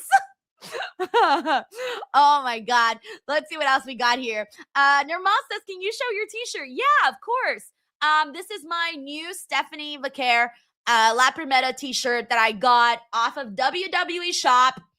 And yeah, isn't it great? I love this one because I really love like the design of Stephanie. These are the kind of shirts I like. Like, I like shirts with like the artwork of the wrestler. Like, I like to see them either like this or like cartoon versions or anything that's similar to this kind of look. I really like. So yeah. And we got Nasty West here who says, when El Grande Americano said gringo to Evans, that was funny, but it would have been funnier if he said mayate. Yo, that's crazy. That's crazy. Let's see. We got Dilda Pickle here who says, no thoughts, show empty. We got K-Pop Stay Forever says, I like it. Austin Theory looked like Daniel Garcia with that haircut. He actually kind of did look like Daniel Garcia too. Yeah, I see that. I 100% see that. Crazy here says the best part of the show was Austin Theory reveal and CM Punk's promo where he basically called everybody in the Steiner family dumb. I thought that was pretty good too. So what else do we got here? Let's see. We got Joseph Brennan here who says, Bald Theory guess means new gear and new music as well. Oh, I hope so. Like, this is a complete rebrand for Austin Theory. And in order for this to like hit off, I really do believe that they have to completely change everything. Like, nothing of him from the past can still be a thing on here. So thank you so much, Joseph. We also got Jermaine here who says, Austin Theory's my guy, looking like Justin Timberlake about to start dancing out there. Senorita. He's about to start singing Senorita. I forgot the words to Senorita. Damn. Cry me a river. Anyways, that's the only one I can think of right now. Let's see. We got Diamond Money who says, I think Austin Theory time. Armand says it was me, Austin, all along. It was me. We got Eric Diaz here who says, I love CM Punk's promo and everything in the main event. I hope everything goes great for Austin. I really do too, because if this isn't it, then I don't know. They've aligned everything perfectly for things to go for him, specifically for him to go, like, for this to happen for him in his career. So if it doesn't work out here, I don't know what will happen. It has to work for him. It has to work for him. All right, let's see. We got Delito here who says Raw was mid. The best part was the heel heat for Gunther. We got Red AI here who says this was boring. Austin Theory is okay, but felt like they built it up too much. Oh yeah, I completely overbuilt it up for him. Completely. And then the fact that they took that, they didn't, we knew it wasn't going to be a big, massive star from the moment that they did not reveal it at Survivor Series. Like, that was the biggest tell-all point, that it wasn't going to be someone super famous or some wrestler that you were like, I can't believe it's this person. That was like really the moment that came down. Wait, what? Hold on one second, guys. Oh, shit. Oh, shit. Sorry, guys. My aunt just texted me that a couple houses down from her, that there was some gunshots, and apparently 2 adults were found dead on her street just now. What? Wow. Okay, that's my aunt. She just texted me because she lives in another city. She doesn't live where I live. She lives in another city. But she just said that that she like literally it's super close to where she lives. Holy shit. Like literally on her street.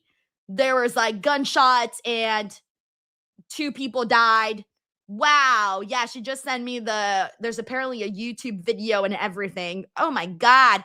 All right. Sorry, guys. I saw, you know how you get text previews? I saw gunshots and I'm like, who the fuck is texting me gunshots? And I'm like, okay, I gotta read this. Like, what is this? But this is, my aunt is like obviously not, you know, she lives like down the street. So this seems like it was probably something of like a personal thing with whatever happened with that other family. I don't know. That's crazy. What is going on today?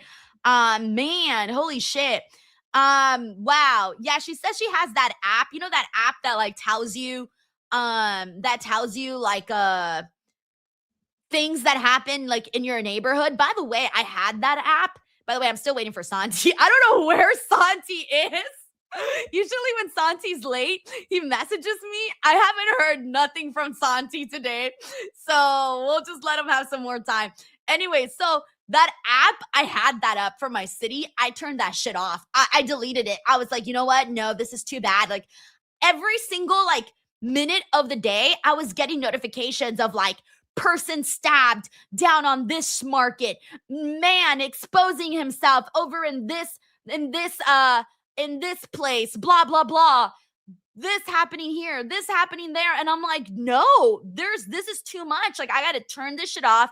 I cannot know about every single crime that is happening in my neighborhood. Like, that is just too much. So yeah, I don't know, man. Dang, it's crazy out there. Anthony says Santi no showing the recap because he's just too sad for the past 3 days. Yeah, I still haven't gotten nothing, guys. I don't know what happened to Santi. All right, let's see what else we got here. We got a couple of super chats. Let me get into them. We got a Stephen Marchuli here who says Austin Theory has potential, but will all depend on the power of the pencil. Exactly. All the damn time. It depends on the power of the pencil. Stephen, you couldn't have said it better. We were just talking like you can have all the potential in the world, but if you don't get set up and the right stories, like the right everything isn't there, then, you know, there's only so much you can do, right? It's a little bit of both, right? It's like a 50-50. It's got to be the wrestler and everything. And then also on top of that, what the writing and the creative is around you. So yes, I agree with this, Stephen. We got Anthony Giuliano here who says, I got to meet John Cena in Orlando at MegaCon in March. I didn't like the finish of the Cena tapping. Hey, I'm with you guys. Our whole review is up. You can check that out. Where Reg and I talk about what went down at Saturday night's main event. And then I'm so glad you got to meet John Cena. That is very freaking cool. I don't know how many conventions he plans to do in the future, but the fact that you got one is awesome, Anthony. Congratulations. We got Music Makes Peace here who says, who wins? Don Callis fam versus Heyman fam. Oh shit, like Don Callis has a lot of really talented wrestlers. Considering that Don Callis has more people in the group, maybe Don Callis. But yeah, I don't know. That would be kind of funny though. If we were, imagine that was like the one crossover match you got to see, Don Callis family versus Paul Heyman's The Vision. But I think Don Callis has more bodies though. I think they do. Thank you. Music Makes Peace. We also got Stephen Marchuli here who says, for this to make sense, Theory has to be working for Rollins as a mole.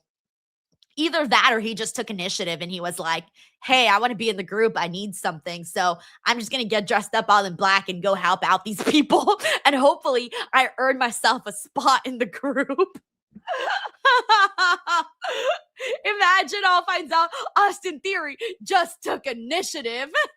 Thank you, Steven. We also got W. Karams 54 who says, oh, this is Dave Cost. Oh, thank you for letting me know, by the way. I only see people now through their @ so that's the only way I know who's who. Dave Cost here says, was able to catch up on your Saturday night's main event review show today. Thank you for watching. He says, great show as always, even though I did not align. Do you feel any different after 48 hours? No, I don't feel any different. I actually really don't. I feel pretty much the exact same way that I did coming off of Saturday night's main event for sure. And it's been interesting. It's been interesting to see what everybody thinks and how everybody feels about it and all of that. That has been fantastic. Like, I love seeing everyone's different opinions, how they saw it, and everything. But yeah, no, I definitely still feel the exact same way that I did when I was watching the show in the moment. Thank you so much, Dave Koss, for that. For first of all, for watching and also sending in some thoughts on that. Where is Santi, guys? What happened? Did they kidnap? Oh, there he is. He did it! Is that why you took like 50 years, Santi? No, I have super chats to get through, Denise. Santi's super famous. I forgot. Yeah, well, there's levels to this, Denise. There's levels. Damn! Santi really said, I'm up here, you're down here. I mean, if you need to give us the visualization, you did it, not me. Anyways, show us the look, Santi, the whole thing. I'm putting you in a quick solo. Look at this, everybody. I love LA. He finally did it. Woo! How does it feel, Santi? How does it feel? I don't know. I feel weird. What I wanted to do initially is I wanted to get an I Love Latina shirt, and I was going to cover the Tinas with duct tape, and then it would just be I Love LA. And then yeah, mid-show I was going to rip it and reveal it was Latinas all along. So you had like this whole big idea for it. Yeah, but the shirts wouldn't, the I Love Latina shirt specifically wouldn't arrive until the new year, and I was like, no, I need this soon because I just need to get this out of the way. Yeah, I was gonna say you got to. Like at this point, like everybody was like, "What the hell, Santi? When is this happening?" Yeah, I'm not great at delivering. Clearly, someone says you should have done "I Love HLA." Oh, nice, great callback. That would have been really easy to do. Just get like a big giant H and stuff. Yeah, great reference there. Santi, I gotta tell you, the day of Saturday night's main event on Saturday, I thought to myself, damn, Santi is like, must be hella depressed right now. And I've been seeing your videos and I feel for you.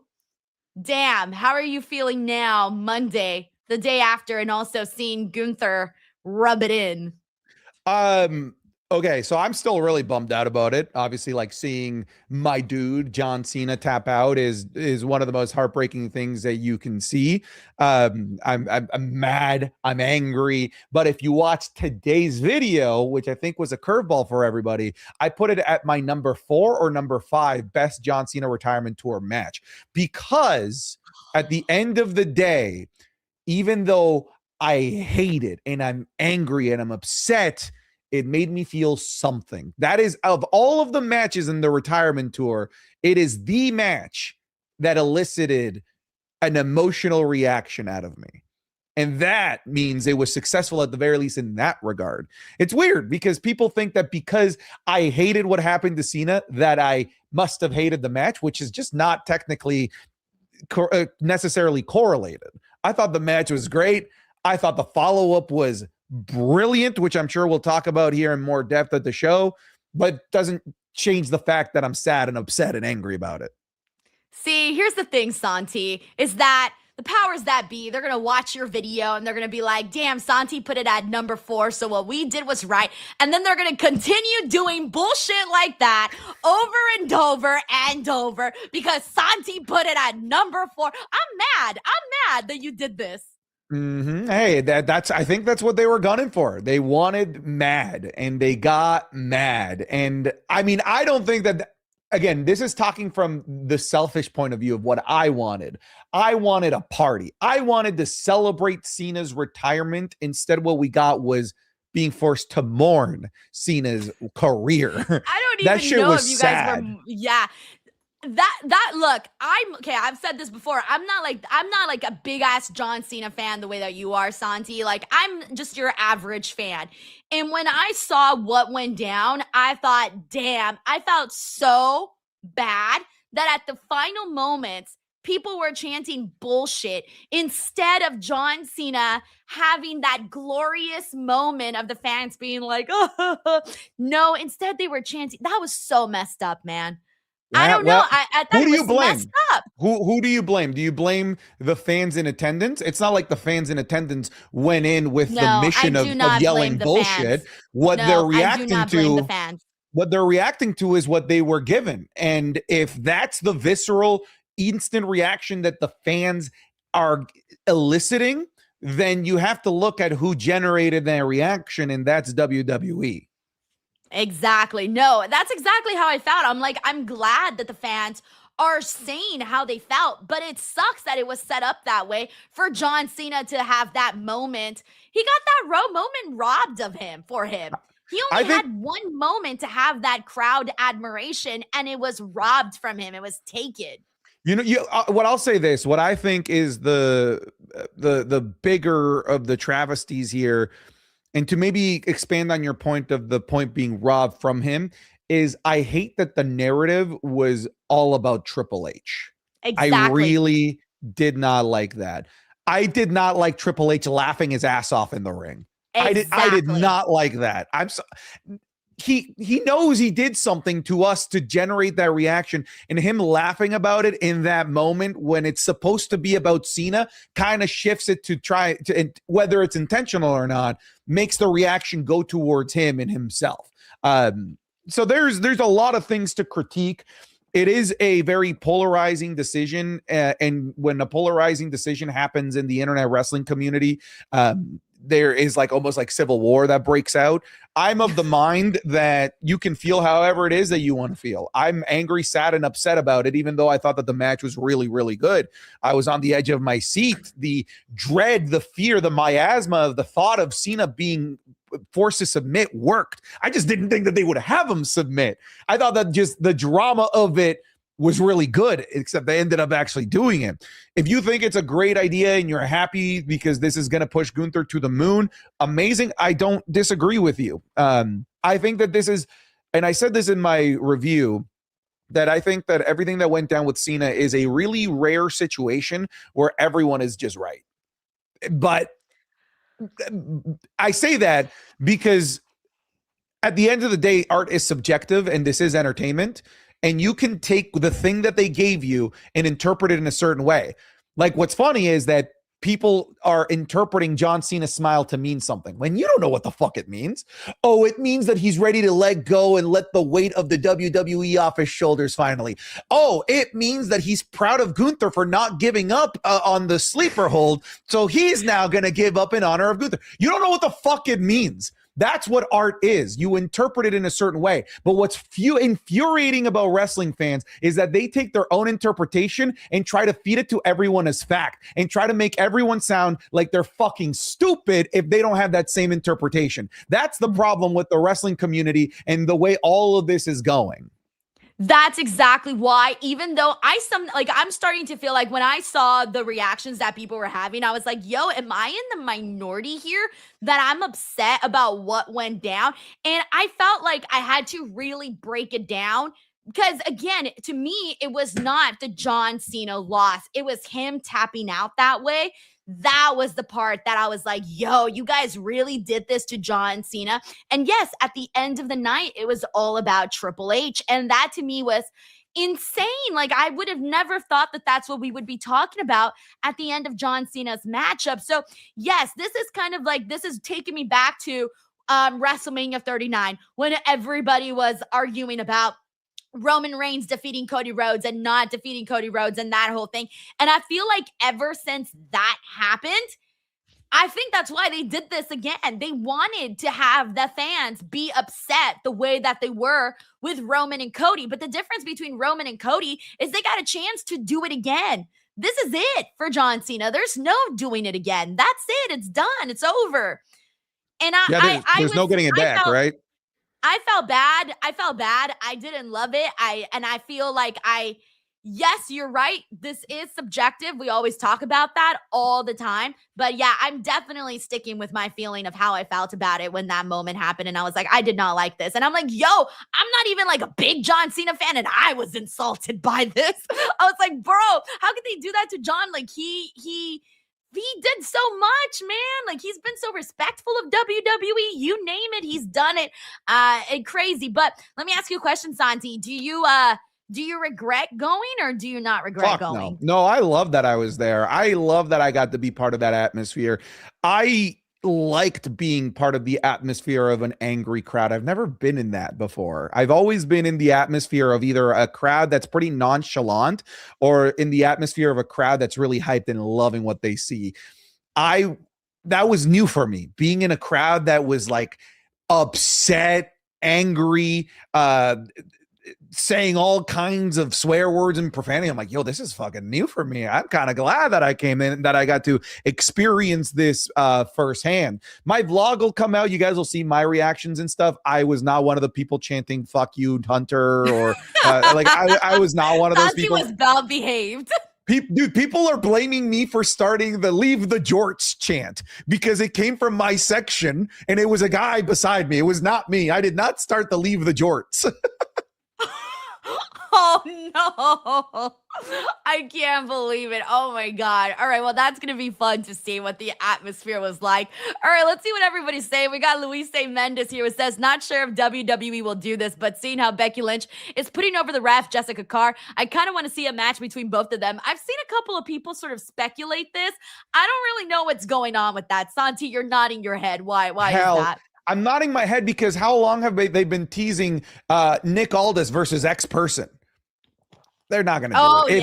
Yeah, that's true. Yeah. You think if they're not going to pull the trigger on Nick Aldis, a very good wrestler, NWA champion who's still in a prime, late 30s, if they're not pulling the trigger on that non-wrestling character having a match and a feud, they're not going to pull the trigger on a fucking ref. I don't know. We'll see. But yeah, I don't think so either. Thank you, Luis. We got Infamous Raider Loco says both paid back your debts on the same show. Nice. Wait, what was your debt? Infamous Raider Loco. Wait, I don't know. Oh, because I also have my mine was a little bit different, but mine was just basically like I got to buy myself a t-shirt of any choice. Oh, okay. So technically I got spoiled. Mine wasn't the same as yours. What kind of punishment is that? Yeah. We got W. Karams here who says, Santi, I thought you nailed it in your Saturday night's main event hot takes. I'm on the other side of you guys on the finish, but this is one of those historic wrestling decisions where no matter how you feel, you're not wrong. Plus, it makes sense. And then he also says, that's how much both Cena's equity and Gunther's prowess makes you feel. Great stuff. And I hope it was an experience you'll never forget, Santi. Yeah, I can't imagine you would forget that. No. Okay, you know what I was hoping? I was like, oh, I'm in the fourth row. I'm going to have my little keepsake to make sure I never forget it. I'm going to have a chair. No chair for fourth row. What? It wasn't only first two or first three? First three. You know what these greedy bastards did? They put chairs up for sale, which I imagine were the chairs for fourth and fifth row because they always do chairs for fourth and fifth row. Yeah. No. Well, if you want, I can give you my Roman Cody WrestleMania 39 chair. I got chairs. I wanted that chair. No, I'm trying to get rid of mine. I'm like, I've been trying to get rid of it. I'm like, it's just taking up space around here. Nah, that's fucked up, man. They did you dirty. On that. All right, we got Fredo here who says they're gonna waste Gunther's heat with a Jade Cargill run. Also, did you notice they switched the audio on the recap? No, I did not notice that. But here's the thing, though, Fredo. You mentioned Gunther and Gunther's heat. Gunther was booed tremendously here tonight. I'm glad he was. They needed that because if he would have came out to a flat crowd, that would have been so disappointing. So Gunther gets booed. Gunther's acting a jerk. He's calling John Cena a bitch. How did you like the execution of this? And this, honestly, I got to say, this was one of the strongest parts of the show today. Brilliant. I thought it was brilliant. This is exactly what you needed to do to follow it up. I saw somebody in my comment section, it wasn't as loud as Roman's This Is My Year Now. No shit. That was the Raw After Mania crowd. This was Hershey, Pennsylvania crowd that was dead for the entire show, and they still booed the ever-living daylights out of Gunther. You need to think about it like that context. There's a random episode of Monday Night Raw in the middle of December, and he was getting that reaction from that mostly dead crowd. Had this been a Raw After Mania crowd, I would have feared for Gunther's safety. If I'm being honest with you. I thought this segment was brilliant, quick, to the point. I made John Cena tap out like a bitch, really just taking the knife and twisting it. I love that he walked away, pulled the Jey Uso and said, run it back, came back and did it again, and then walked away. Then we had him go through the back and getting all of the death stares from everybody. And then that AJ Styles moment, which now kind of like feels like impending doom for AJ. I thought this segment was brilliant. I thought that they knocked it out of the freaking park. And I said in my live stream reaction that this might be the most important Gunther segment of his entire career. And this is a guy that's already won a World Heavyweight Championship. And he's already won King of the Ring. He's been in the ring with some of the biggest names in the industry. And yet this right here, how this was executed and how he delivered it was going to be the most important thing that he does up to this point in his main roster run. And he killed it. I couldn't be happier with how they executed this. Now, of course, that's step one. We need step 2, then 3, then 4. We still need to do a lot more with Gunther. I'm actually at the point where I want Gunther to go on such a dominant run that if you don't have him winning the Rumble, don't even put him in the Rumble. Have him do something else at the Rumble. This is a guy that now needs to go on his Brock Lesnar post-Undertaker WrestleMania streak run. That's the only thing that we can do here with Gunther. You cannot have him be the guy that made the guy that never gives up, give up like a bitch. As he said, you cannot have him do that and then follow it up flat. I'm concerned they're going to, because the first guy to call him out was freaking Otis of all people. But this segment and everything and how it was executed was magnifique. Okay, so from moving forward, there is going to be that big, giant magnifying glass on Gunther, because anytime anything sucks, anytime something delivers, people are going to start saying he shouldn't have been the one. He shouldn't have been the one to tap out John Cena. He shouldn't have been the one to defeat John Cena. So now there's going to be a lot of pressure. There's going to be a lot of pressure on Gunther. There's going to be a lot of pressure on who his next feuds are, who he ends up, feuding with next, because right now we don't really have an indication of what is next and who is next for Gunther. Of course, there was that AJ Styles tease, but we know that AJ Styles is also planning on retiring next year. I'm not exactly sure when next year, but it's going to happen. So instantly people were like, okay, Gunther might retire AJ Styles if this is what we're seeing. And now I think it's a real honest to God possibility. I think they're going to do this. They're going to stick to this shtick for Gunther and have him just retire just about everybody, which is making me kind of sad thinking about the fact that AJ Styles is going to be retiring, but there's nothing we can do about that. He's made his decision. It's going to happen. But I do agree with you. I loved the heat that Gunther got today. He had to get that heat. Had he not gotten that, it would have been severely disappointing coming off of such a shocking way to close out John Cena's retirement. We got Luis Henry here who says Cena's retirement screw job screwed the fans. See, I second that. I really do feel that the fans got screwed there too. Thank you, Luis. We got JJ Castillo here who says, Santi, how are you holding up seeing John Cena's final match in person? My mind wants to accept it. My heart can't accept it. His wrestling career is over. Yeah, I'm in the acceptance stage. I'm ready to move on.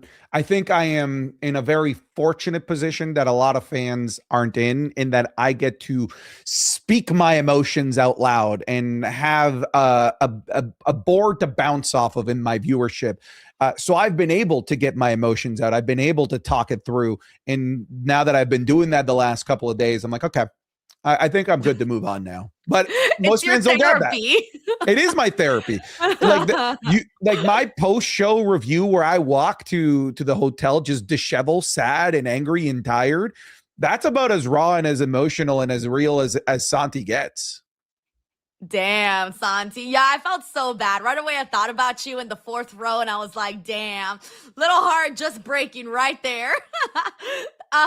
Thank you, JJ. We got W. Karam here who says, hell, they're teasing Drew and Aldis as we speak.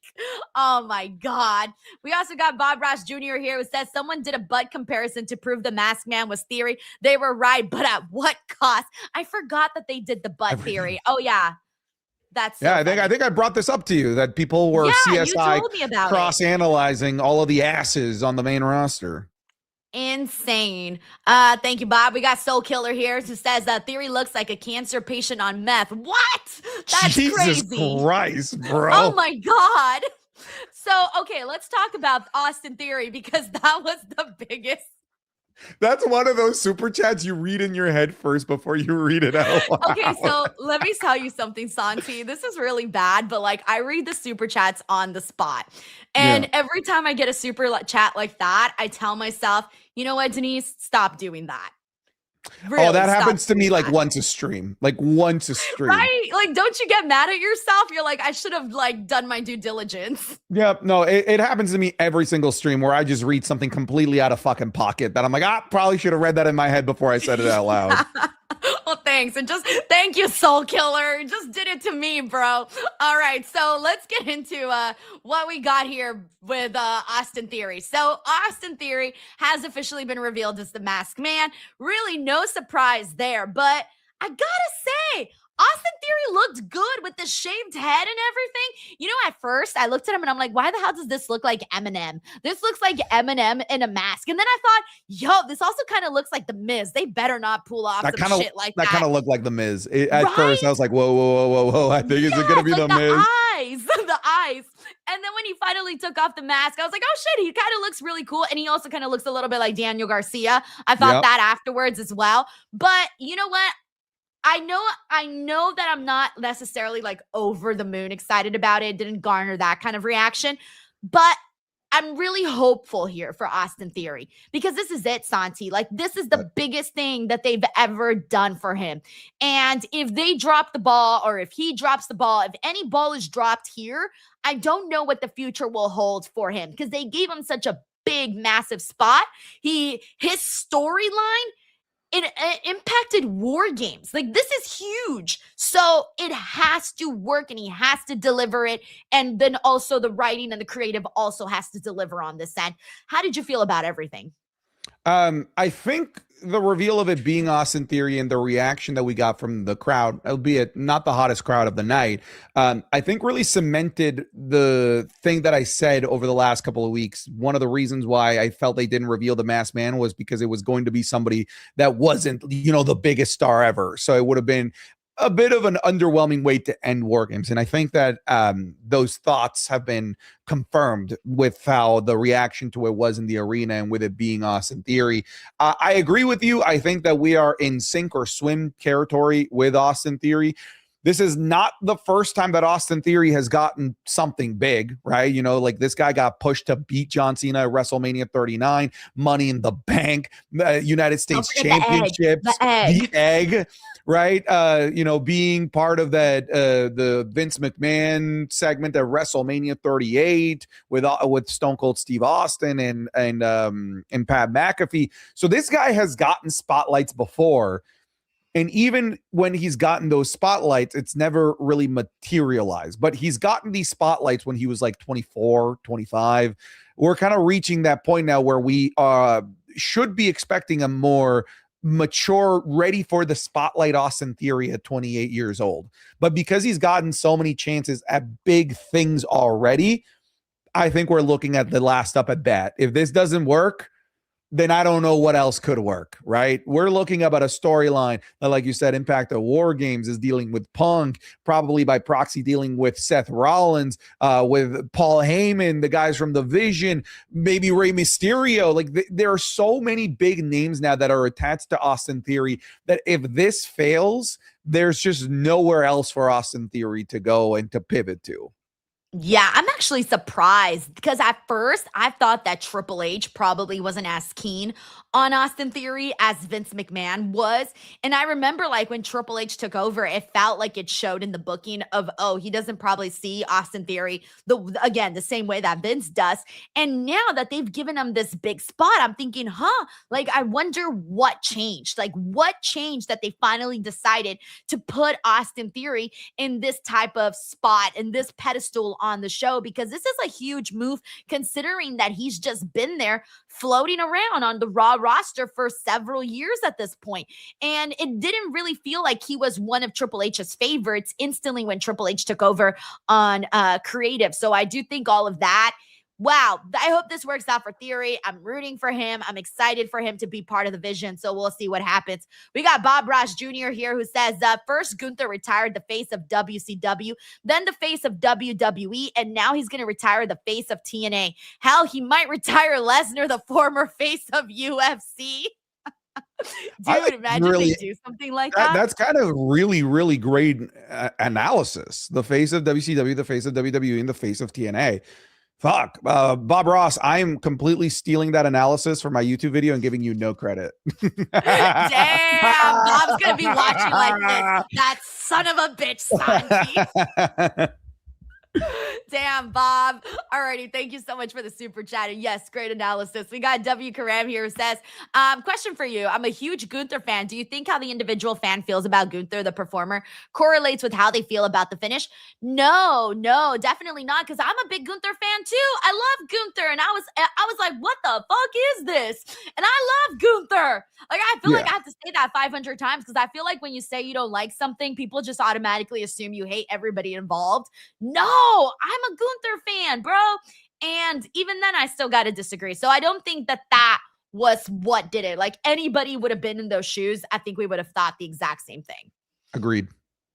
Thank you, W. Karams, for that. All right, so the other only part that I really thought was special on this Raw, by the way, this Raw was a little bit of a sleepy time kind of Raw, but the other part that I did enjoy, though, was CM Punk's promo, where he basically called the whole Steiner family stupid. This feels like the first real CM Punk promo since his feud with Drew McIntyre, does it not? It feels like we've been getting like a very censored, neutered version of CM Punk, and it wasn't until corporate Punk, like, hey, what a great night to be in Hershey, Pennsylvania type of Punk. This was CM Punk. This is like, thank you, finally. What a great promo. Look, I know that Braun Breaker is still not completely there yet with promos. I know he's not as experienced I'm gonna Braun break CM you. Punk, but Santi, I need to see a Braun Breaker CM Punk promo face off. I need to see it. I know, poor Braun. I know it would be like throwing him in there with the Wolves, but I need to see this. But you got to throw him to the Wolves at some point to prove that he's one of the Wolves. Yeah, if he's going to be one of the Wolves, you need to put him with the Wolves. Do it. Okay, thank you, because I kind of felt bad that I wanted that for Braun. I'm like, yo, am I a savage that I want that for Braun? But I need to see it. But yes, CM Punk going out there and clearly calling Braun Breaker dumb and the Steiners dumb and making fun of their poor math skills, etc. Oh, it was so good. And I think that now, like, you're right, this is the CM Punk that we wanted to see, because there's been times where he's been in promo battles and I'm like, yo, you could go so much more in on this person. Like when he's been promoing with Logan Paul. They've had a couple of interactions and I thought, dude, you guys really held back in ways that you could bury Logan Paul. I'm sorry, but if anybody has like so much material that can be used, it's Logan Paul. And they didn't go near any of that with CM Punk. And I kind of felt like they were holding back with him and so many other people that I thought he could go all in more. I want CM Punk to be this version of CM Punk, because that's the version we like. Yeah. Speaking of material for Logan Paul, did you catch that CM Punk used some of the material that seemed to always be taboo? Scammer? The YouTube scammer. Obviously, I don't know what made that line all of a sudden now okay, because that could have been something that they could have brought up about Logan Paul for a long time. I theorized in the live stream that now that Logan Paul won the lawsuit about CryptoZoo, the alleged CryptoZoo scam, that he's won, he's innocent, he beat all of the people that were suing him. Maybe Logan's like, you can use this now. Because yes, I do wonder, like, if maybe that was a line, because who knows, maybe the people suing Logan Paul could be like, see, even people on TV are calling him a scammer. I would imagine that now that that lawsuit has been cleared, that Logan's like, yeah, go ahead, use it. Yeah, no, I think you're right on that, because I wasn't following that lawsuit. So like, I didn't know anything of what was going on. I'm like, I don't care enough to honestly keep up with it. But now that you mention all of that, that makes a lot of sense. So, hey, yo, you know what? I like it though. When he mentioned it, I was like, dude, go in all in. Do some more. Throw it in there. All right. The other thing that I did want to ask you about is Stephanie Vaquer. We're going to talk about Stephanie, because she had a match with Raquel, and the match with Raquel ended with Nikki Bella going in there and attacking both Stephanie and Raquel. So I'm assuming they're going to go ahead into a triple threat match. But here's my question, though. How do you feel about them going back to the Nikki Bella feud? I thought this was over after Survivor Series, but they're keeping this going, and I'm not that in love with them keeping it going. It feels like they are keeping Stephanie away from some of the other current top stars on the Raw Women's division. Yeah, my assumption is that they're going to be running a triple threat, Raquel versus Nikki versus Stephanie Vaquer. Maybe it's one of the pre-recorded episodes of Raw, or maybe the January 5th edition of Monday Night Raw. I certainly don't see this having legs to go all the way through to like the Rumble to be a championship match there. I would actually prefer to see Raquel in the Rumble anyway. But maybe we can look at not necessarily this being Nikki returning to feud with Stephanie. I'm choosing to see it as Nikki returning to further the feud with the Judgment Day. Remember the last time that Liv Morgan was around, she was feuding with Nikki Bella. Maybe this is how we get to Nikki and the Judgment Day and Liv Morgan and Nikki Bella again. And maybe that frees up Stephanie Vaquer to do something new here post this feud with Nikki Bella. Yeah. And now the question is what? Because I'm scared. I'm scared that they're going to end, I guess, what you want to call the Stephanie experiment. And I fear that they're going to want to move on from her as champion, because until we get like a hot feud that delivers, I'm worried about what more they're going to do with Stephanie right now. And I didn't like the idea that she wasn't in that WrestleMania women's video that they did. And I'm thinking to myself, like, yo, there's fans that want to see her in a WrestleMania match against Rhea. That's as big as it gets. And right now, I'm not so confident in how I feel about that actually happening. I mean, we could just be in a situation where WWE doesn't want to start anything for Stephanie Vaquer. We have some pre-recorded episodes here. It's going to be a pretty underwhelming end of the year now. You know, the first half of the month was all about the John Cena retirement. We're past that. We got the big Gunther moment, and I think WWE is going to go on a little bit of ice here for the next couple of weeks. And then once we get back to January 2nd SmackDown for the first 3-hour episode and the 1-year anniversary of Raw Netflix on January 5th, I think that's when WWE will start really getting the ball rolling with shit that we actually want to see. And I think right now they're just in kill time mode. Yeah, which is unfortunate for us, but we got to make it work. All right, we got a super chat here from Bob Ross Jr. here who says, Paul Heyman brought back Austin Theory just to eat pins. It's funny, not going to lie. I hope that's not the case. He also says, also Santi, CM Punk is undefeated against Gunther and didn't tap, unlike your so-called GOAT, John Cena. Damn! And I got to tell you, CM Punk is my GOAT. Like, the way you feel about John Cena is the way I feel about CM Punk. So, like, if they do CM Punk dirty like that whenever he decides to retire, I'm going to be so fucking pissed. Like, you don't even know. I'm going to fucking go off. I don't care about nobody. Get ready, because everybody's about to get slept by Gunther. Yo. Alrighty, thank you, Bob. We got B Goku Zero here says, when Gunther retired, Cena, this was just what happened in Rocky 4 when Drago ended Apollo Creed. He said, if he dies, he dies. If he dies, he dies. Rocky. Thank you, B Goku Zero. We got Infamous Raider Loco who says, get the tank. If Becky wasn't in an IC title feud, her going after Stephanie and Stephanie winning would be beating great Becky. Oh, beating Becky. See, like, that's something I would rather see. Like, come on, let's do Becky and Stephanie. Come on, let's do it. What are we holding off on? Well, but like, do you want to see that on December 22nd? You know, yes. No, you don't. No, you don't. Yes, you want to see that at a big stage. You want to know why? Why? No, you want to know why? Because every time I say, oh, this is going to happen in a big stage, and then they don't ever end up doing it, then somebody gets injured or something else happens, and then I just stand there twiddling my thumbs and nothing ever happens. Now, also, I'm spending hours of my life to come on here and watch the programming, so I want to get good stuff while I'm sitting here watching the program. You know what? That's fair. I can't really argue that, and that's good reasoning. Well done, Denise. Well done. All right, well, Thank you. All right.